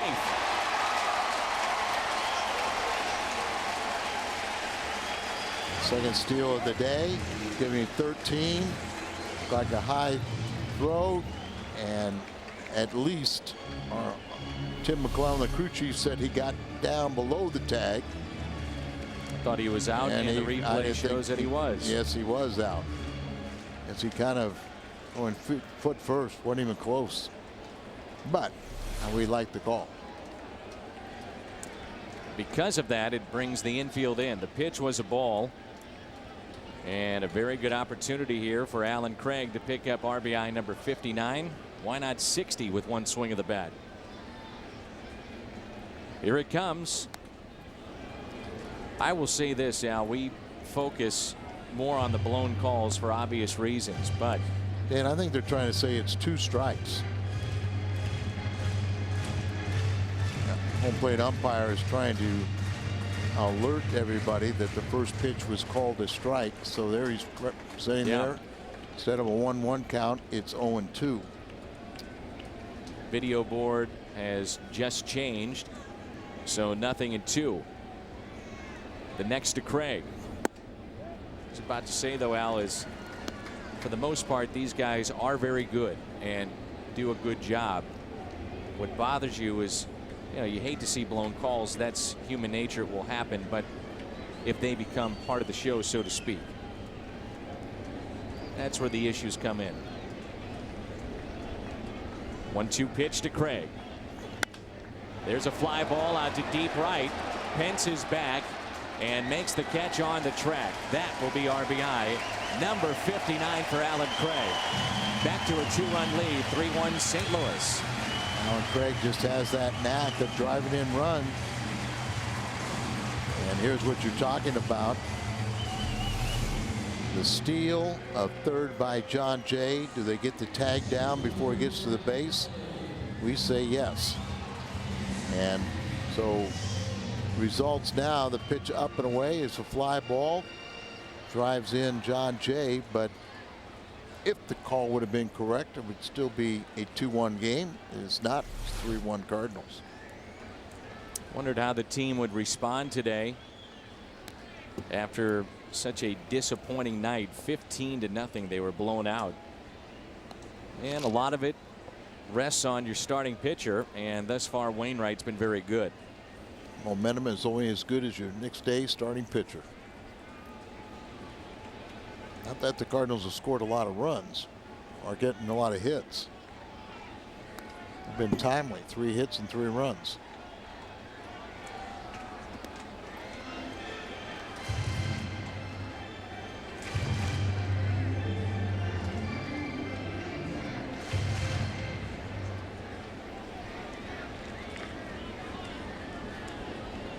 It's 7 left on base by San Francisco. And only 1 by the Cardinals. It's sharply to third. Arias will make the play.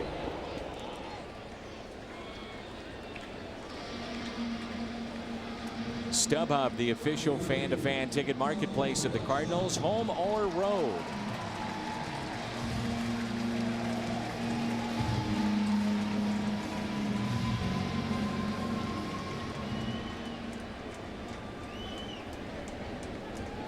R.A. Dickey picked up his 15th victory in 8 decisions. Beat Miami and Josh Johnson 6-1. So they avoid the sweep. Mets have come back down to earth. 15 games out, and 5 games make that now 4 games below the 500 mark. And the former Met Carlos Beltran digs in. 2 outs, nobody on. The 1-0 pitch. That'll find the seats out of play. Carlos with a home run back in the first inning. And that was a 2-run shot to give him 80 RBIs this year.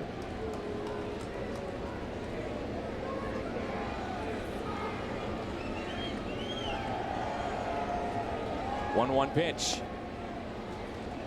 Out in front, 1-2.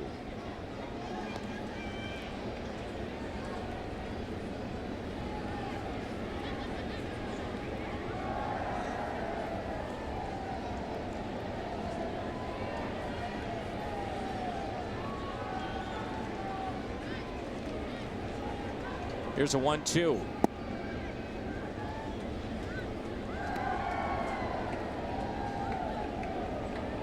Thing the Cardinals have seen with Racal getting injured is that John Jay in that leadoff spot, at least in this series, clearly has produced. That's the understatement of the series. He's been terrific.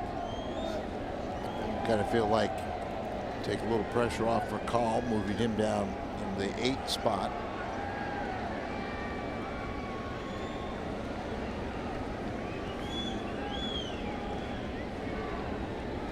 The 3-2 pitch, and Beltran lines it to short. Cardinals add to their lead. John Jay scoring that run. He scored 2 this afternoon. Promotion going on right now. It's Cards Win, You Save. Every win during this homestand, Cardinals take $3 off pavilion level tickets. Right now, guaranteed $7 tickets. And this is for Later this month, Arizona and Houston will be in St. Louis. And if the Cardinals hold on today, it's $4 seats available for all those games against Arizona and Houston. And they will go on sale tomorrow at Cardinals.com. 10 a.m. tomorrow morning, Cardinals.com/win. See a pinch hitter here, Gregor Blanco, and that'll be it for Bumgarner. And Brad Penny, former Cardinal, was warming up in the bullpen.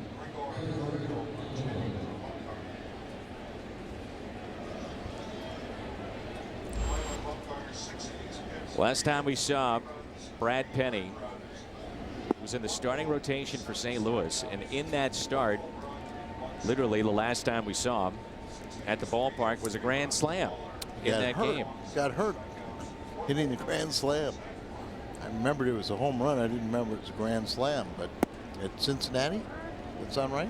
Right here. Right here. We had Bob Gibson in the booth when he hit that home run, that grand slam. Here's a 1-1 pitch.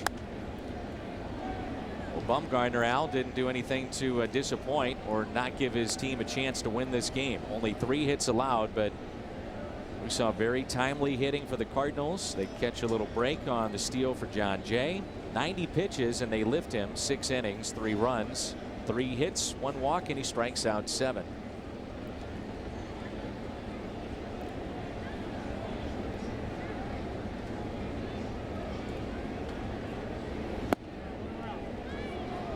Wainwright thought he had the strikeout. He's looking for number 7. Let's see how close it was. Went a little bit around the plate. Ryan Runge had the correct call. And that's a swing and a miss. He pulled down on it a little better and had the 12-6. Swing over the top of it. Well, look at that. Starts out about eye level and breaks down below the knees. I had some people tell me after last night, Al, that they disagreed with the statement I made. I know you find that shocking. I do. As Wainwright pitches what was your strike to Pagan, I said that kind of got lost in that game. Understandably so. Aroldis Chapman, for my money right now, would be a Cy Young Award winner. And there are some who are old school in believing that it's very tough to give it to a closer. Well, I'll tell you this. I think a closer has a better opportunity to be involved in the MVP voting than the Cy Young. 1-1 pitch. Out of play. Chapman is on pace to first time somebody would, with more than, I guess, 50 innings, strike out more than 50% of the batters he faces. Ray Kimbrell would also be in this conversation too. Yeah, he's a little bit low. I think he's like a 47 or something like that now, innings pitched. But in the air out to right, and to go down and get it, and Pagan retired by his former teammate Beltran. It's a good argument. Missouri Tigers preview coming up tomorrow night, and you'll also see it tonight at 10:30 on Fox Sports Midwest. So Tiger fans, SEC action at 10:30 tonight.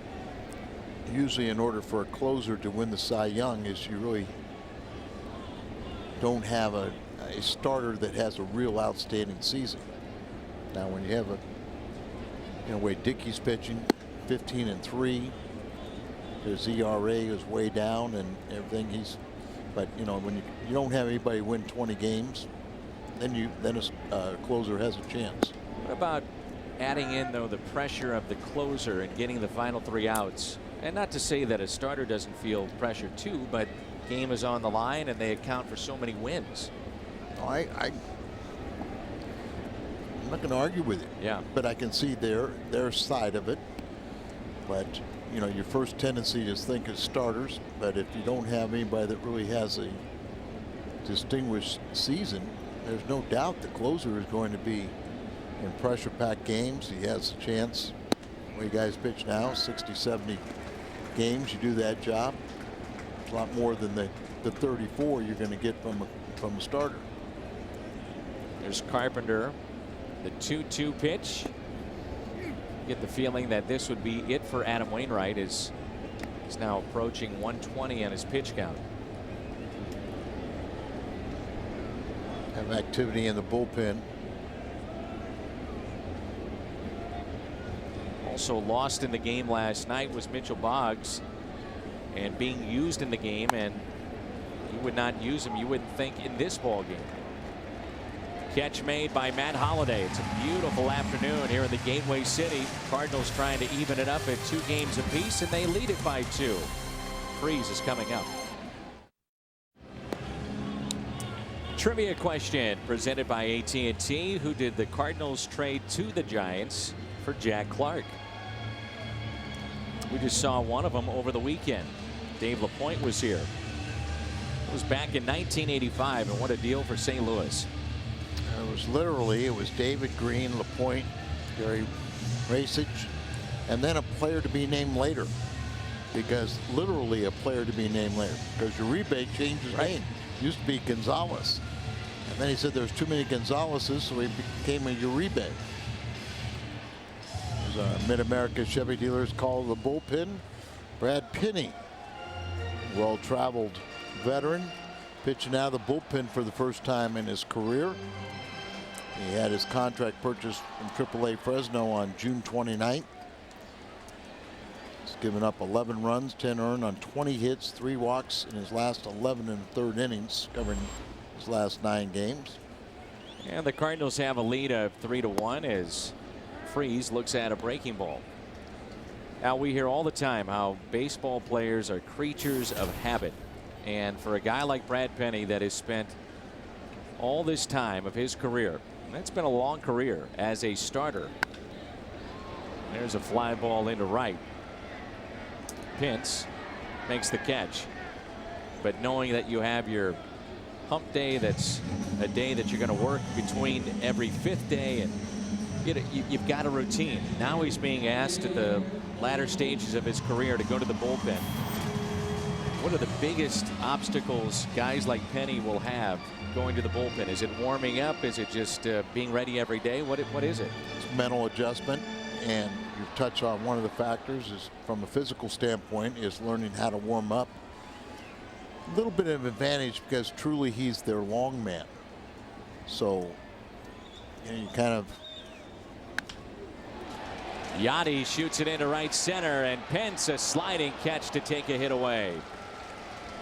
Very nice play by Pence.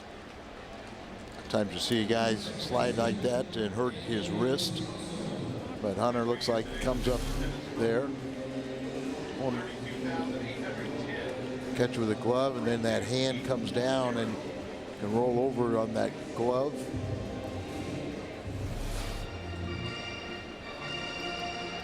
But I think it's the biggest adjustment. What helps make adjustment is if you want to stay in the game, you're going to have to be a reliever. And obviously he still has the competitive juices that he wants to play, so you adapt. A bit surprising as Mitchell Boggs is warming up. Ohika was warming up. I guess he literally is the 7th inning guy, and since we've moving to the 8th inning guy. But you and I a bit surprised after Mitchell Boggs threw 30 pitches thereabouts last night and broke his long streak, 23 appearances scoreless.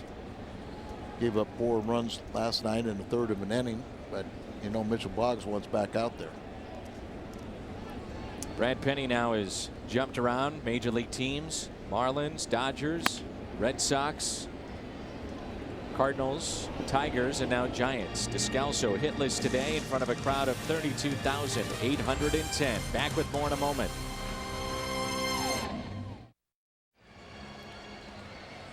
We welcome you back to Cardinals baseball on Fox Sports Midwest. Let's go to our studio.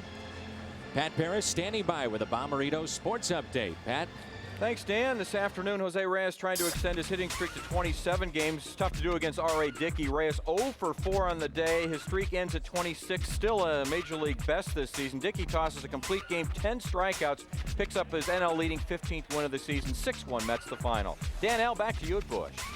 We thought last night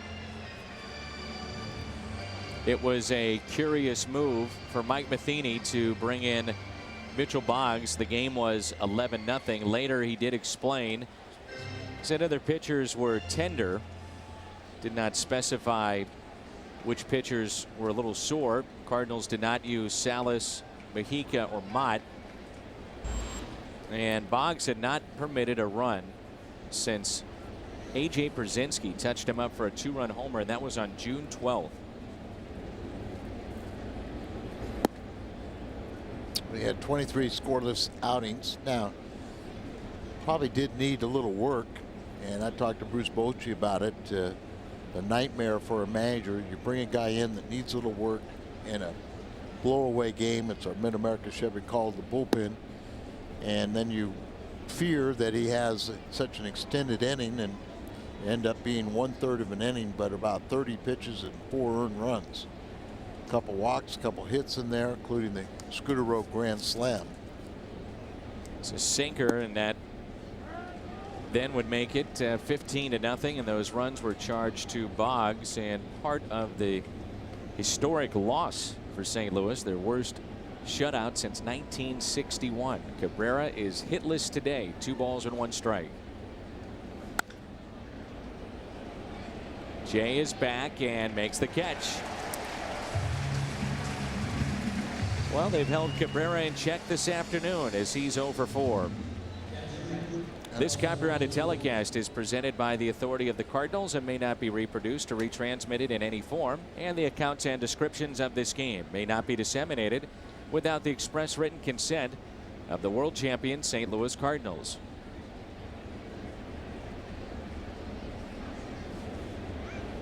Crowd today of 32,810.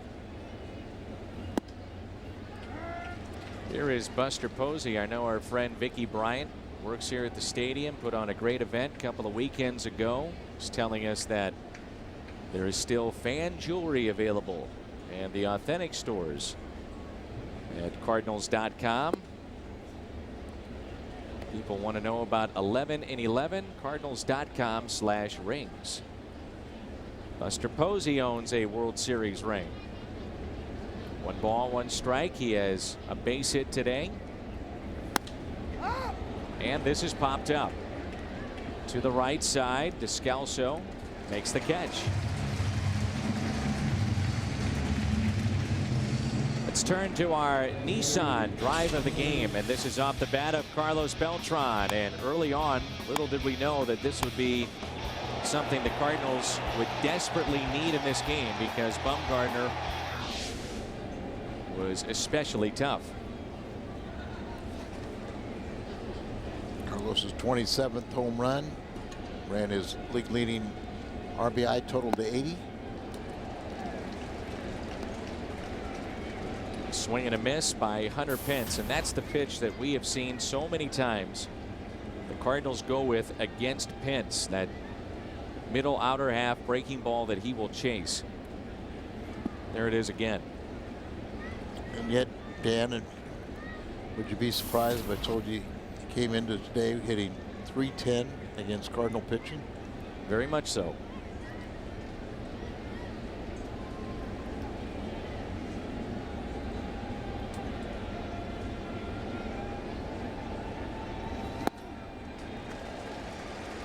It's almost as if he steps out when he swings the bat. Just pulls off of everything, and if you can keep that ball in the outer half, it's almost as if he can't reach it.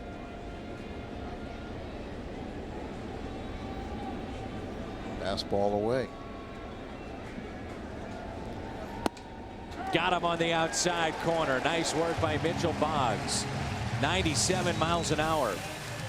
And Pence having words with the home plate umpire. Cardinals baseball is brought to you by Bud Light Lime. Summer is calling. Pitching of Adam Wainwright, 119 pitches today. 7 innings, 1 run, 5 hits. Walks 3 and strikes out 7. And the Cardinals bullpen led by Mitchell Boggs last inning, trying to hold on and salvage 2 games in this series and earn a split. Rafael Furcal against Brad Penny, 2 former teammates in Los Angeles. Dave Righetti saying before the game today that the Giants and Righetti, their pitching coach, will use a bullpen by committee when it comes to closing games. Catch is made by Cabrera. Cardinals scores 6. Any size drink, just 50 cents all day tomorrow at your nearest On the Run and mobile. This year 6 is a serious number.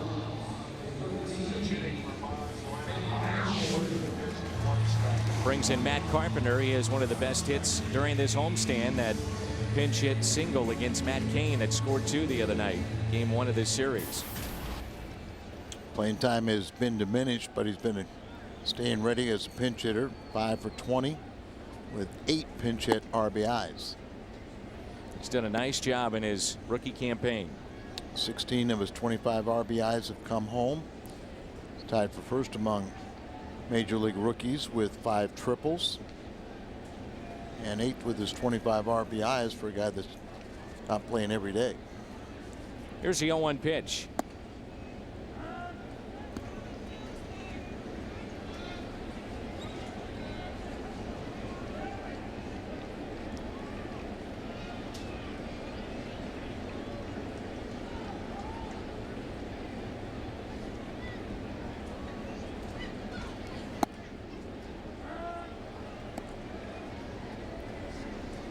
Nothing at 2. Dave Righetti is the father of triplets. One is hearing impaired. Another has cerebral palsy.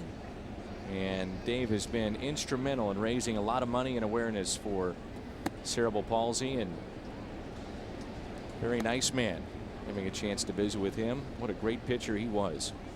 Yep, I went into the Giants coaching room today. Talked to Rags, Flannery, Billy Hayes.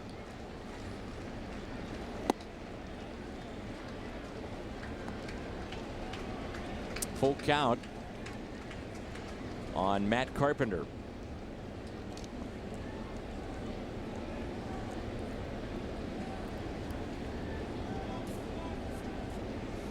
Brad Penny was in St. Louis. You would see he and Chris Carpenter running the stairs every stadium we went to. The workouts that they would put each other through.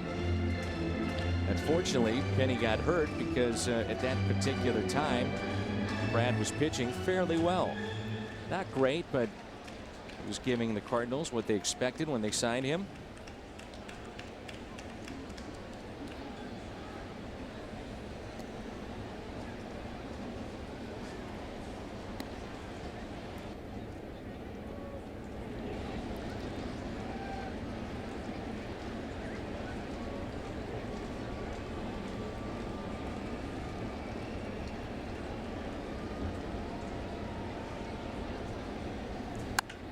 This is driven into right center.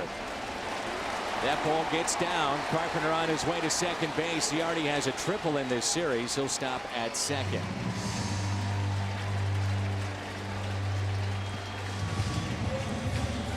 Carpenter in the wintertime realized if he was going to play at this level, he was going to need to be more versatile. And he also, in spring training, they taught him you're going to have to really drive the ball. And he has really caught on very quick, using his lower half. Drive the ball into the gaps, and we'll have a pitching change.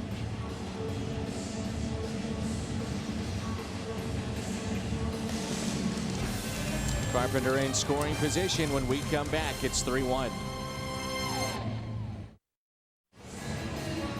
John Jay is our Schnucks difference maker. 2 for 2 with a double, a single, walk, and a run scored. Javier Lopez appearing for the 50th time. That leads their Giants staff.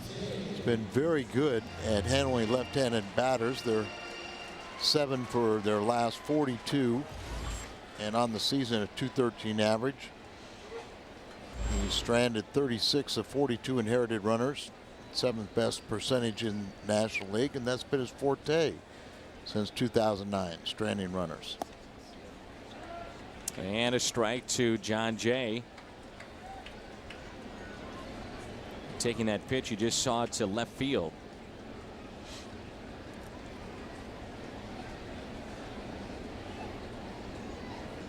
Right now, it doesn't matter if it's a left-handed pitcher or not for John. Exactly. Just missed a little high and outside. 1 ball and 1 strike. Pitch him away, and as you said, he's very adept at going to the opposite field. Make a mistake on the inner half, he can pull the ball. Cabrera and left, very shallow.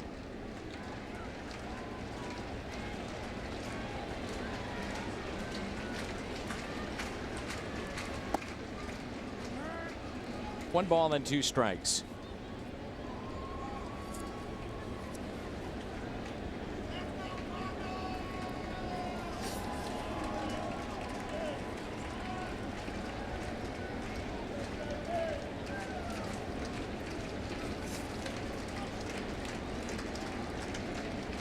One-two pitch.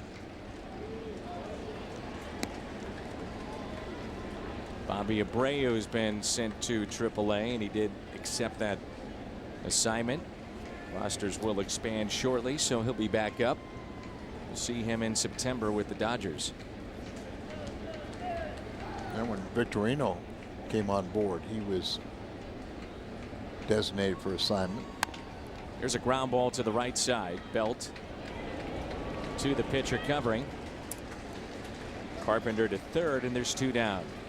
And we'll have another pitching change as Boschi's already motioned to the pin. He's trying to keep this a 2-run lead. 3-1 St. Louis. Cardinals have a couple of big bats coming up, and with that, right-handed bats coming up, they will go to the man that has closed some games out for San Francisco. This is Casilla. His 5 blown saves, though, in his last 10 save opportunities. Santiago Casilla, and that's why that Dave Righetti and Bruce Bochy have gone to this bullpen by committee, looking more at matchups and not necessarily having one particular closer at the back end of games. He has 24 saves on the season. And since taking over for Brian Wilson, he's gone 30 for 36, 83.3% save. But as you said, he's blown 5 of his last 7. Hadn't had a save situation in his last 7 games. He's just trying to keep the Giants in this game and 2 runs down. Here's Alan Craig, and he takes a pitch inside. Craig reached on a fielder's choice back in the first and scored on the 2-run homer by Beltran. He's flied to center and picked up a sac fly RBI in the 6th. That RBI number 59. Here's a 1-0.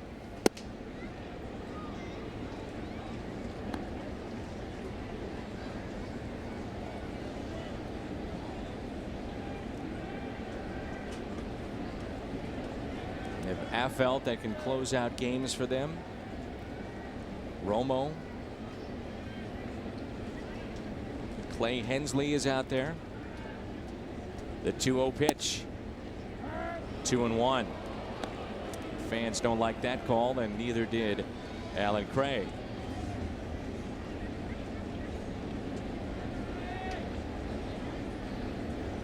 Road has been troublesome for Macias.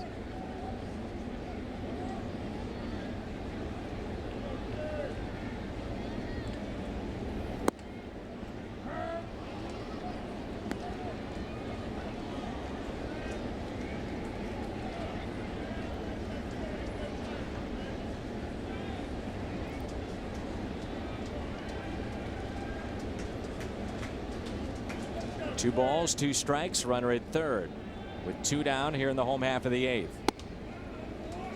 Craig takes it a bit high.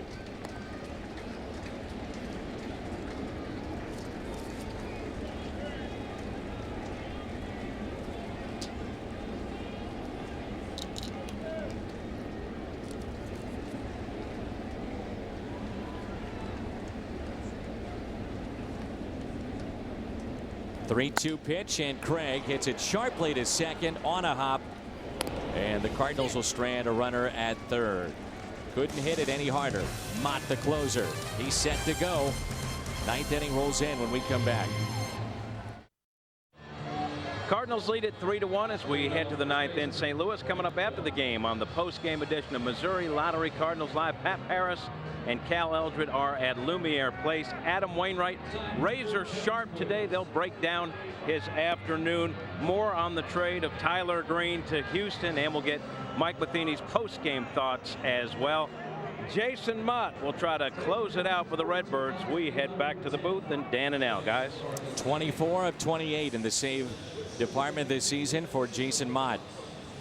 Cardinals need this win to split with San Francisco and then head to the weekend set with the Phillies beginning tomorrow night. 5-2 homestand. We'll take that. That followed a 6-1 homestand as the Cardinals now playing good baseball at home, but very key to finish off this victory. And a swing and a miss by Brandon Belt. We talked about this a few nights ago with Jim Hayes, and they had the numbers to back it up that Mott has gone with the cutter a little bit more this season as opposed to last year, and there is the fastball at 96. Well, Jason has not pitched since the 5th of August, so really needed him to get in this game one way or the other, and that cutter is so much more effective now. Well, you never know where you might find a player that makes it to the big leagues. Jason Mott, former college catcher out of Iona. Now one of the more recognizable faces of Major League Baseball, and certainly here in town. I think Dennis Leonard went to Iona. Very good starter for the Kansas City Royals, and there's strikeout number 1.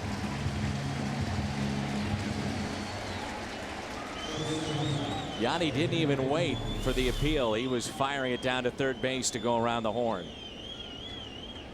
Goodbye.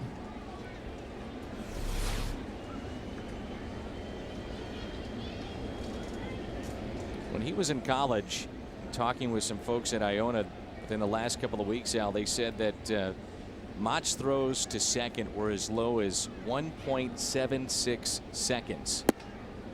And most major leaguers, the average is around 1.92. So back then they knew that he had a superior arm.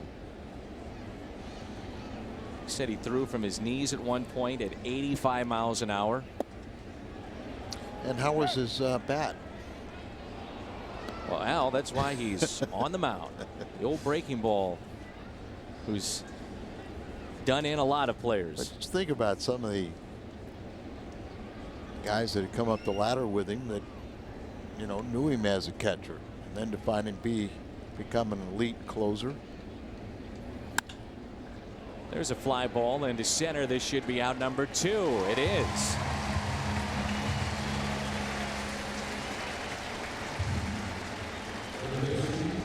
Very efficient to this point. 7 pitches thrown, 2 outs.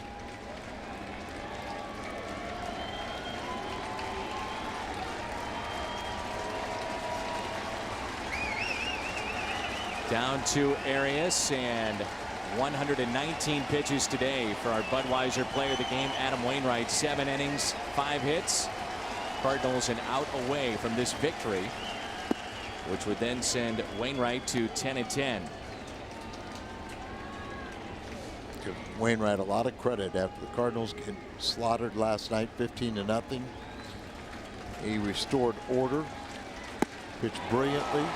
Bumgarner pitched very well, But it appears he's going to lose this game.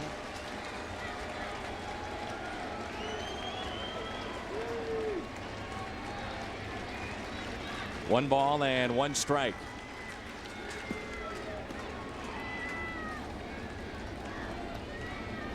Cardinals off to a very short weekend road trip, 3 games to Philadelphia, and then come back for a nice long homestand.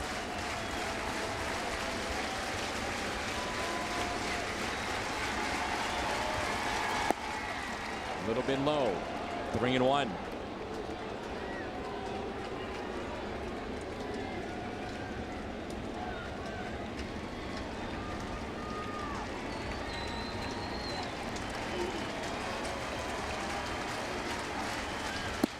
And now the tying run will come to the plate. A 2-out walk issued to Arias.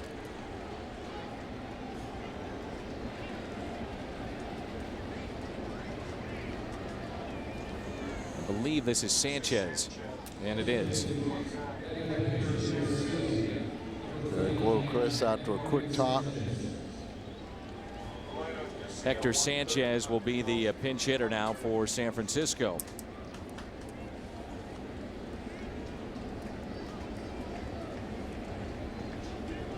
Hector Sanchez is 2 for 7 as a pinch hitter this year. Not quite like Billy Butler. Let's hope not. And Billy Butler was a home run off of Mott in that series against Kansas City. 2 outs, 2 strikes. 1 strike away from a victory, and that tied the game, and then it went, I believe, 12 innings. The story in this series has been the play of John Jay with 10 hits. His defense, the 4 games here against San Francisco, 2 teams that are pretty evenly matched, and 2 teams that very well could be headed to postseason play. That's a strike at 95. Defensive indifference as Arias goes to second base.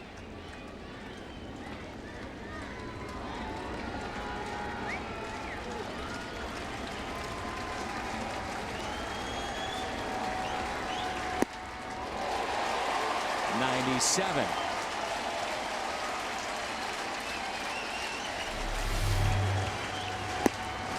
Pitch hitting's one of the toughest jobs in all of baseball, but you've been sitting there nearly 3 hours on the bench, and then you have to come in facing somebody throwing 97, 98. Just keep on throwing that pitch.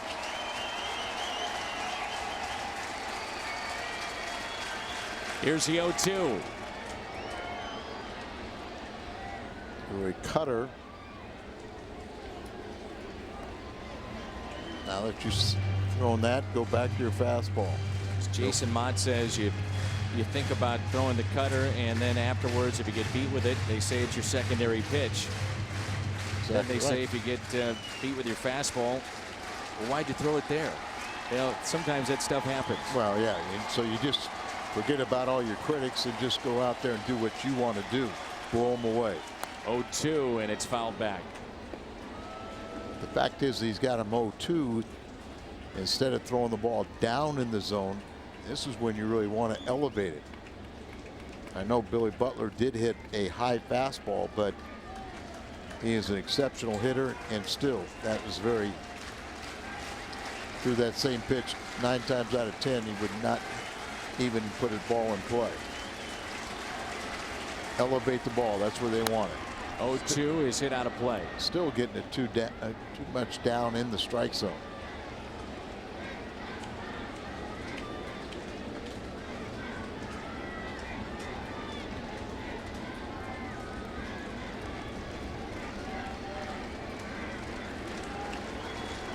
Around this time last year is when Mott became the everyday closer for the Cardinals. And in this ball game today, it's Beltran's home run. In the series, the defense, the play of John Jay, the 8th inning of Mitchell Boggs, which was good to see after a rough outing last night, and his scoreless streak came to an end. And it all leads to this. 0-2 the count, and a chance for Mott to close it out.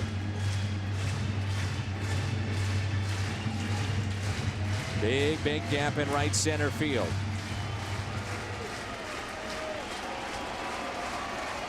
Here's the 0-2.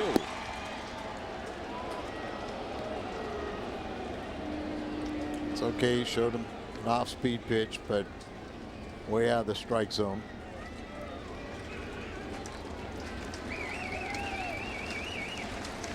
Now put him away. The 1-2. He does. He put him away, and the Cardinals salvage 2 games in the series. They split with San Francisco. Wainwright, the starter. He's now .500, picks up his 10th win. Beltran, the home run. Now with 80 RBIs this year. And a solid homestand for Mike Matheny in his club. That's it. Concentrate on the fact you're 5-2 on the homestand. Build a little momentum going to Philadelphia. It's a quick trip there. Come back and really have to start taking advantage of the schedule at home. But you can't discount those 3 games at Philly. It'd be tough there with the Phillies pitching staff. Talk about that on the post-game show. Missouri Lottery Cardinals Live. It comes your way next. The Redbirds finish up the homestand with a win, 3-1. Game is over. The Cardinals take care of the Giants. Cal Eldred and I here at Lumiere Place, ready to break it down on Missouri Lottery Cardinals Live. Kind of a statement game after last night's debacle. Really it was, and it was Adam Wainwright, the ace, acting like an ace, coming back after the Cardinals got whooped up on last night. Came out this morning, or early this afternoon, and set the tone. Much more from Cal coming up. Plus, the Cardinals, of course, with a short night of sleep, but they're able to put this one past them. That lopsided loss is nothing but a thing in the rearview mirror. We'll tell you how they did it. Plus, Adam Wainwright has looked a lot more like, well, Adam Wainwright lately. We'll go inside the numbers and tell you just how valuable Waino's push has been to the Cardinals. Take you back to Busch for some matinee mic'd up and Cardinal player reaction as well. And we'll get you ready for the Cardinals' first trip to Philly since the NLDS. It's Smokey the Bear's birthday. Remember, only you can prevent forest fires, but don't do it for the next hour. Instead, watch Missouri Lottery Cardinals Live. It's next.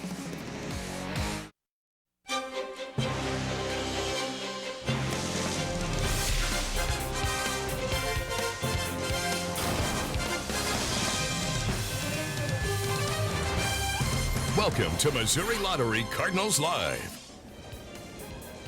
2-1 pitch. Beltran. Goodbye. How far? Stay fair. It will. Goodbye. 2-0 St. Louis. Beltran connects early on with number Carlos 27. Beltran delivers the game-winning hit in the first. The Cardinals earn a split of the 4-game series. 3-1 the final. Let's get back over to Busch Stadium. Jim Hayes moments ago catching up with Beltran, our Mid-America Chevrolet dealers player of the game. Cat? Carlos Beltran, a 2-run homer in the first, his 27th. The pitch you got from Bumgarner looks like it was a slider. Is that what you got, and what were you looking for? He threw me a cutter inside. You know, he's one of those pitchers that, you know, normally he likes to throw a lot of cutters inside. So I was able to keep my hands inside and hit it good. Bouncing back from last night, obviously that's what you guys wanted to do. To have Adam Wainwright on the hill, how big was that for you? It was great. I think he did a great job. You know, he kept us in the game.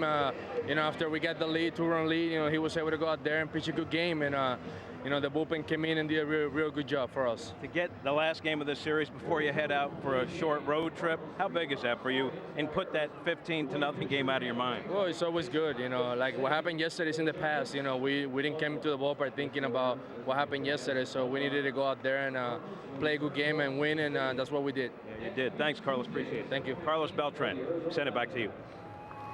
Jim, thank you very much. So from over at Busch Stadium, we welcome you to the Stadium Sports Bar and Grill at Lumiere Place, the home of Missouri Lottery Cardinals Live after every home game for the past 4 nights here on Fox Sports Midwest. And we welcome you officially to Missouri Lottery Cardinals Live, the post-game edition with Cal Eldred, the former Cardinal pitcher. I'm Pat Paris. Coming up, we're going to bring you much more on Adam Wainwright's terrific afternoon. We'll go inside the numbers sabermetrically and tell you exactly how important he has been for the Cardinals. We'll bring you Mike Matheny's comments, matinee edition of Mic'd Up, plus plenty of reaction as well. You only need a handful of runs when Adam Wainwright's on the mound. They were able to get that pretty much with one swing of the bat today. And getting them early, too, Pat. That seems to be a key to the Cardinals winning. It is for a lot of teams. You look at the statistics, the team that scores first lots of times comes through and ends up winning the ball game. But Carlos Beltran, as Adam Wainwright did on the defensive end, setting the tone, he set the tone offensively in the first. Yesterday was National Smile Day. You had no smile. It was all frowns. Wish it was today. It's not. Remember, Cardinal fans, you can put on your smiles and then start tweeting at us. The tweet is on. Send us your questions or comments via Twitter at FS Midwest, where you need to send them. We'll try to get to some of those a little later on here on Cardinals Live. Right now, though, let's get back over to Busch Stadium. View from the booth time. Dan McLaughlin and Al Roboski about ready to join the team on the charter to Philly. But first, they need to tell us how the Cardinals were able to do it today, guys. Yeah, we talk about pitching, and the Cardinals get very good pitching, starting with Wainwright. Then we saw in the 8th inning Mitchell Boggs bouncing back after last night. And a real constant and a positive this year and consistency has been Jason Mott. He's now 25 of 29 in save opportunities. Yeah, it was going to be a situation where he needed to pitch, whether it's a save situation or not. And boy, he had his mustard with him. He elevates the ball there, gets strikeout. Then Brandon Crawford hits the ball well, but it's right to John Jay. A walk to Arias, and then the pitch hitter Sanchez, he strikes out there. So 2 strikeouts in the inning and punctuating a 5-2 homestand. And who said they lost 15-0 yesterday? That's right. We talked about it at the very beginning of the game. You turn the page. The Cardinals did that, and they split here with San Francisco. Now we look ahead to the Philadelphia Phillies tomorrow night. The Cardinals in that series, Worley on Sunday, Lee on Saturday. Then tomorrow night, you get one of the game's best in Roy Halladay. And the Cardinals will counter with Loesch. Loesch is 12-2, so I think bring him on. Let's just go see. The Cardinals got a great offense. Let's see if it can show up. All right, 5:30 with our pregame show tomorrow. Guys, let's send it back over to you. Yeah, we're looking forward to that one, gentlemen. Safe travels, and we'll talk to you tomorrow as you head off to Philadelphia. They will take a very hot bat in the form of John Jay right now off to Philadelphia. Cardinals go 2-2 in this series, but John Jay never skipped a beat in those 4 games. Well, and he's coming off of a period where he didn't swing the bat very well, but he's always playing great defense. But in this series, 10 for 15, Pat, he was taking what the San Francisco Giant pitchers were giving him up the middle, hitting the ball the other way, and really in this series, I saw him pull more through the hole when they're trying to pitch him inside. He did a very nice job with that. You wonder if that shoulder's starting to feel better and better. You start to pull the ball better when your shoulder's feeling better. And then it's key knowing when to lay bunts down like that. You see the third baseman back. He's not afraid to do that. But I think you're right. That shoulder's feeling better. Plus, when they throw you that backdoor breaking ball that comes to the middle of the plate, that's the pitch you pull. When you try to hit it the other way, lots of times you pop it up. The pitch away here, when it's down low and something hard, take it the other way. Oh, by the way, he can run too, Pat. Yeah, stole a base. A nice job of that. It was interesting because in the first inning, he kind of got deked out on a throw over, and he wasn't able to get over. But this time, he continues to play great defense. Hey, no matter what, you always see him getting to balls that you don't think he's going to get to. But he knows he's getting there. He just gets there under control, makes a nice catch, and lots of times using 2 hands. That certainly helps. This is a remarkable little run for him, those 4 games. You mentioned it, Cal, going 10 for 15 in this series. That's 667 in case you don't have a calculator in front of you. I did the math Thank already. you. Yeah. But yet, too, there's times when people look and think, you know what, he's taken a chance like that stolen base, but it was key for him to move over because of the sacrifice fly. He was able to score because of it. 10 for 15, 67. See, I told you my math was right. You're right. 2 RBIs, 2 runs scored, 2 stolen bases, 4 multi-hit games. So in each one of those 4 games, he was able to have multiple hits. And in 14 games in his career against San Francisco, he's at 467. That's not too shabby. And anytime you can add your name to a list that includes Bo Hart, this is what you get. Absolutely. Look at that. Hitting machine Bo Hart. I don't think that's ever been said before, but we love Bo Hart, and we love what he's able to do for that stretch of about a month in 2003. He was a spark plug, no question. Bo Hart was. But I think, is John Jay's middle name David? Because the giant Goliath, he takes him down. Yeah, you're right about that. This was an impressive little run. You hope he keeps it up. Don't know if he can hit 667 the rest of the way. That'd be some kind of a record, but we'll take it in small doses. And just to see him appear to be feeling better about where he's at with his swing. And you mentioned he never let down with his defense that entire time, and I think that might be what's been most impressive about his game this season. And the starting pitchers really enjoy it. Obviously, the coaches enjoy it too. John Mabry and Mike Aldretti helping the outfielders, coaching them up. John Jay takes very good routes. He pays attention to what pitch the pitchers are throwing. That's part of the reason why he gets a good jump. But always being able to maintain his defense at a high level when offensively, at times he doesn't actually struggle. He just continues to take good at-bats. I'm guessing that Mike Matheny has a smile on his face Let's after find out. today, because he certainly didn't last night on National Smile Day. Sheet Metal Workers Local 36 brings you Mic'd Up. Today? Did a great job, and that's we talked about that before the game. You have fortunate enough to have one of those stoppers on your staff that will take a bad run or something heading in the wrong direction and turn it around with a solid start. Fortunate to have that, and we know certainly is that guy right now. We've got a couple guys that can do that, but Adam seems to be taking control of it and giving us a great opportunity to right the ship, and today was a great example of that. How about the contributions today of Jay? I mean, it seems like wherever you put him, he's able to do the job. Yeah, big day, and we need somebody at the top of the lineup, especially as the middle gets heated up. We need those guys on there, but he made things happen today with obviously getting on base for Carlos early, and then the double later on and stealing third to give Allen a chance to drive him in. It was a good day, and we can never ignore what he does in the outfield too. He made some big plays for us again. Is there any difference between this Wainwright right now than the Wainwright we saw a couple of years ago when he was maybe the best in the league? He certainly has that rhythm going like he did a while back, where he gets the ball and he knows he's going to execute a pitch. And I think right now we're seeing his best. His last two starts have been the best execution of his fastball without question, and that just makes his breaking ball that much better. He's able to really pitch with a tempo and control the rhythm of the game, and it's been fun to watch these last two starts, because that's what he looks like when he's really on top of his game. So it's nice to see that come back. After last night's tough loss and then the Tyler Green trade today, how big a lift was it for the team for Beltran to hit that 2-run homer in the first? We've been that team all year long. We strike first, we've got a real good chance of making something happen throughout the game. But we didn't get a whole lot of offense really. You think about how we had to kind of fabricate runs after the home run and the other run that we did have, and it just had to work. And those days are going to happen, and you need to do little things right. Sometimes use speed, but to get that lift early on is big, and especially to kind of get the bad taste of last night out of your mouth by getting a little bit of a lead is huge. How big was it for Mitchell to have that short memory and perform like he did today? Yeah, I couldn't wait to get him in there today. And we waited until he played catch and made sure that his arm was feeling right and that he could go, and that he didn't have any negative effects from throwing so many pitches last night. But he's been so solid this season in that 8th inning.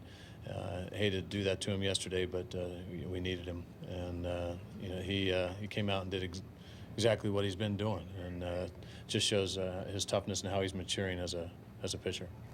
Do you like Jay at the top of the lineup? Did today. Yeah. Or is that something that may revolve, or it might be something you keep him there for a week or so? And also, it's still a third today. Was that on his own? I'll work backwards with your questions. I'm never going to tell you whether he's on his own or not. There's some things he has to get cleared in order to take off, but we have a lot going on to make that happen. But we never want them going if they don't get a jump either. So with that being said, I do like John Jay at the top of the lineup, especially as he's swinging the bat right now, even against the lefties. But he puts together a good at-bat. He's not afraid to work the count. Now, with that being said, I think we all saw what a Rafael Furcal, when he's healthy, when he's right, what he can do at the top of the lineup, so we're not ruling out that that's going to come back around. But right now it's a good fit for Rafi to sit down at the 8th spot and really work the count, which he's done a nice job of. And he'll, I'm confident he's going to get back there, and we'll have a tough decision with how to use that leadoff spot. Mike, can you just comment on Tyler and why you think maybe things didn't work out for him here in St. Louis? Well, I'm excited that he's got a new opportunity, and I think it's going to be a good fit for him. I think he's going to get a lot of playing time from what we hear, and that's what anybody needs. He and I have had many discussions this year. I hate to see the person leave, as I'm a big fan of Tyler as a person, big fan of the ability that he's had. We've talked about that since November, and I do believe that it'll click for him sometime. Right now we're in the middle of a hunt, and got to try and put our best 8 players out there each day, and it was tough to find time for him as the other guys are heating up. So sad to see him go, but I know that this could be one of the best things that's ever happened to him in his career. Did he take it well? He did. Nobody wants to leave an atmosphere like this, first of all, and what you have in that clubhouse is pretty unique. And with that being said, it's also his first team that he came up with, so he doesn't know anything different. And so it's always tough really seeing the business side of baseball. But it's happened to most guys who've had long careers, and you just learn to understand it, take advantage of the opportunities you have, and move on. And I think he's ready for the move. You were talking to us this morning. Did you know that was probably going to happen? Or I knew. How huge of a job has it been, Matt Carpenter coming off the bench? He's doing a real nice job of understanding what it's like to come off the bench and be productive. And once again, I'll give a ton of credit to John Mabry for that, getting those guys ready, and Mark McGuire, making sure that these guys have the right approach, the right idea, make sure they understand the pitch they're getting ready to face, and our video crew too, in the back room, Chad Blair and the guys really do a nice job of breaking down, so these guys feel like they've already been up there and faced this reliever before they ever get in the game, and it's paying off. Matt's sticking with his approach and doing a nice job. Who's going to replace Green on the roster?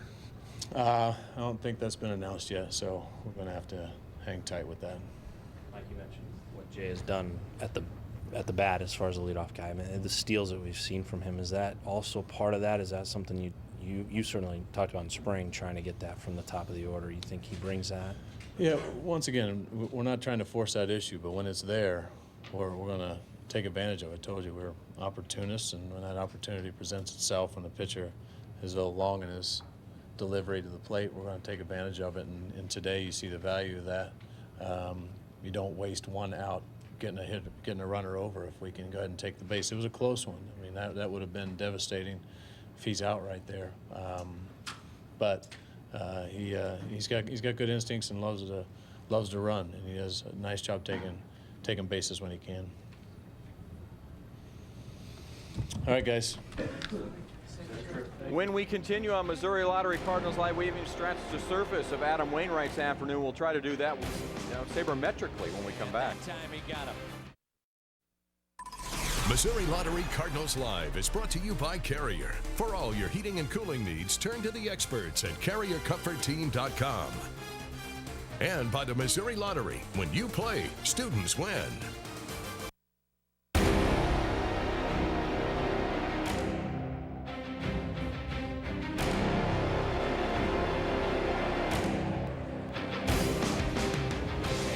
Time he got him. Gets him to chase. It's a strikeout.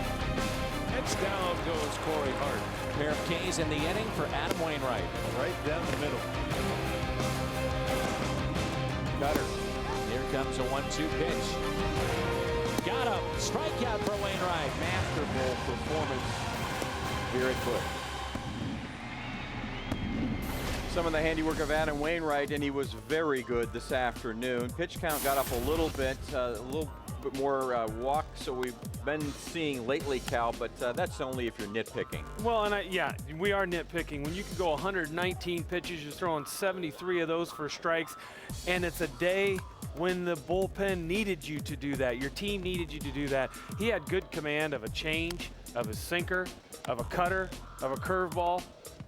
That's being talented, Pat. Yeah, he's pretty talented. Those 119 pitches, by the way, the most he's thrown since September 26, 2009, when he threw 130 at Colorado in the victory that wrapped up postseason bid in 2009. The good stuff, last 7 starts have been very good. He had one little hiccup in that probably got the ERA up just a little bit, but not too shabby at 2.22. And realize 3 of those walks, of those 8 walks, came today. And I think that some of those were in situations where, I'll pitch around this guy. He certainly did pitch around a guy or two, and really never gotten into a lot of trouble.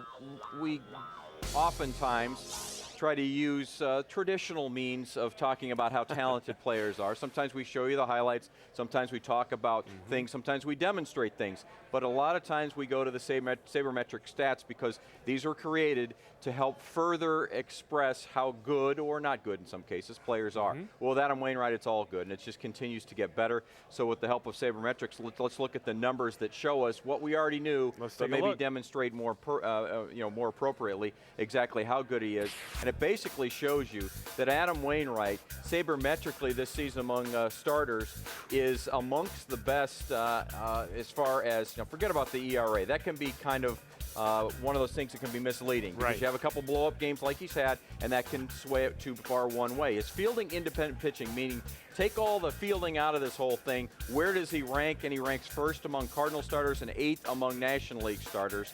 And difference between ERA and FIP, meaning let's try to balance it out between what that ERA is and what the taking fielding out of it, and he's right there at the top. Well, and finally, wins above replacement. That is a huge stat for these pitchers now. And you think nationally ranked, he's 9th, but 1st overall. I mean, you look at these statistics and you realize Adam Wainwright has been way better than even I think we've given him credit for. He's got 10 wins on the season, but it's telling us that he's worth 3 more wins than the average, just the run-of-the-mill average pitcher. I think we knew that, but seeing it demonstrated like that is pretty impressive. We'll hear from Adam Wainwright, ace of the Cardinal staff, when we come back. Stay with us.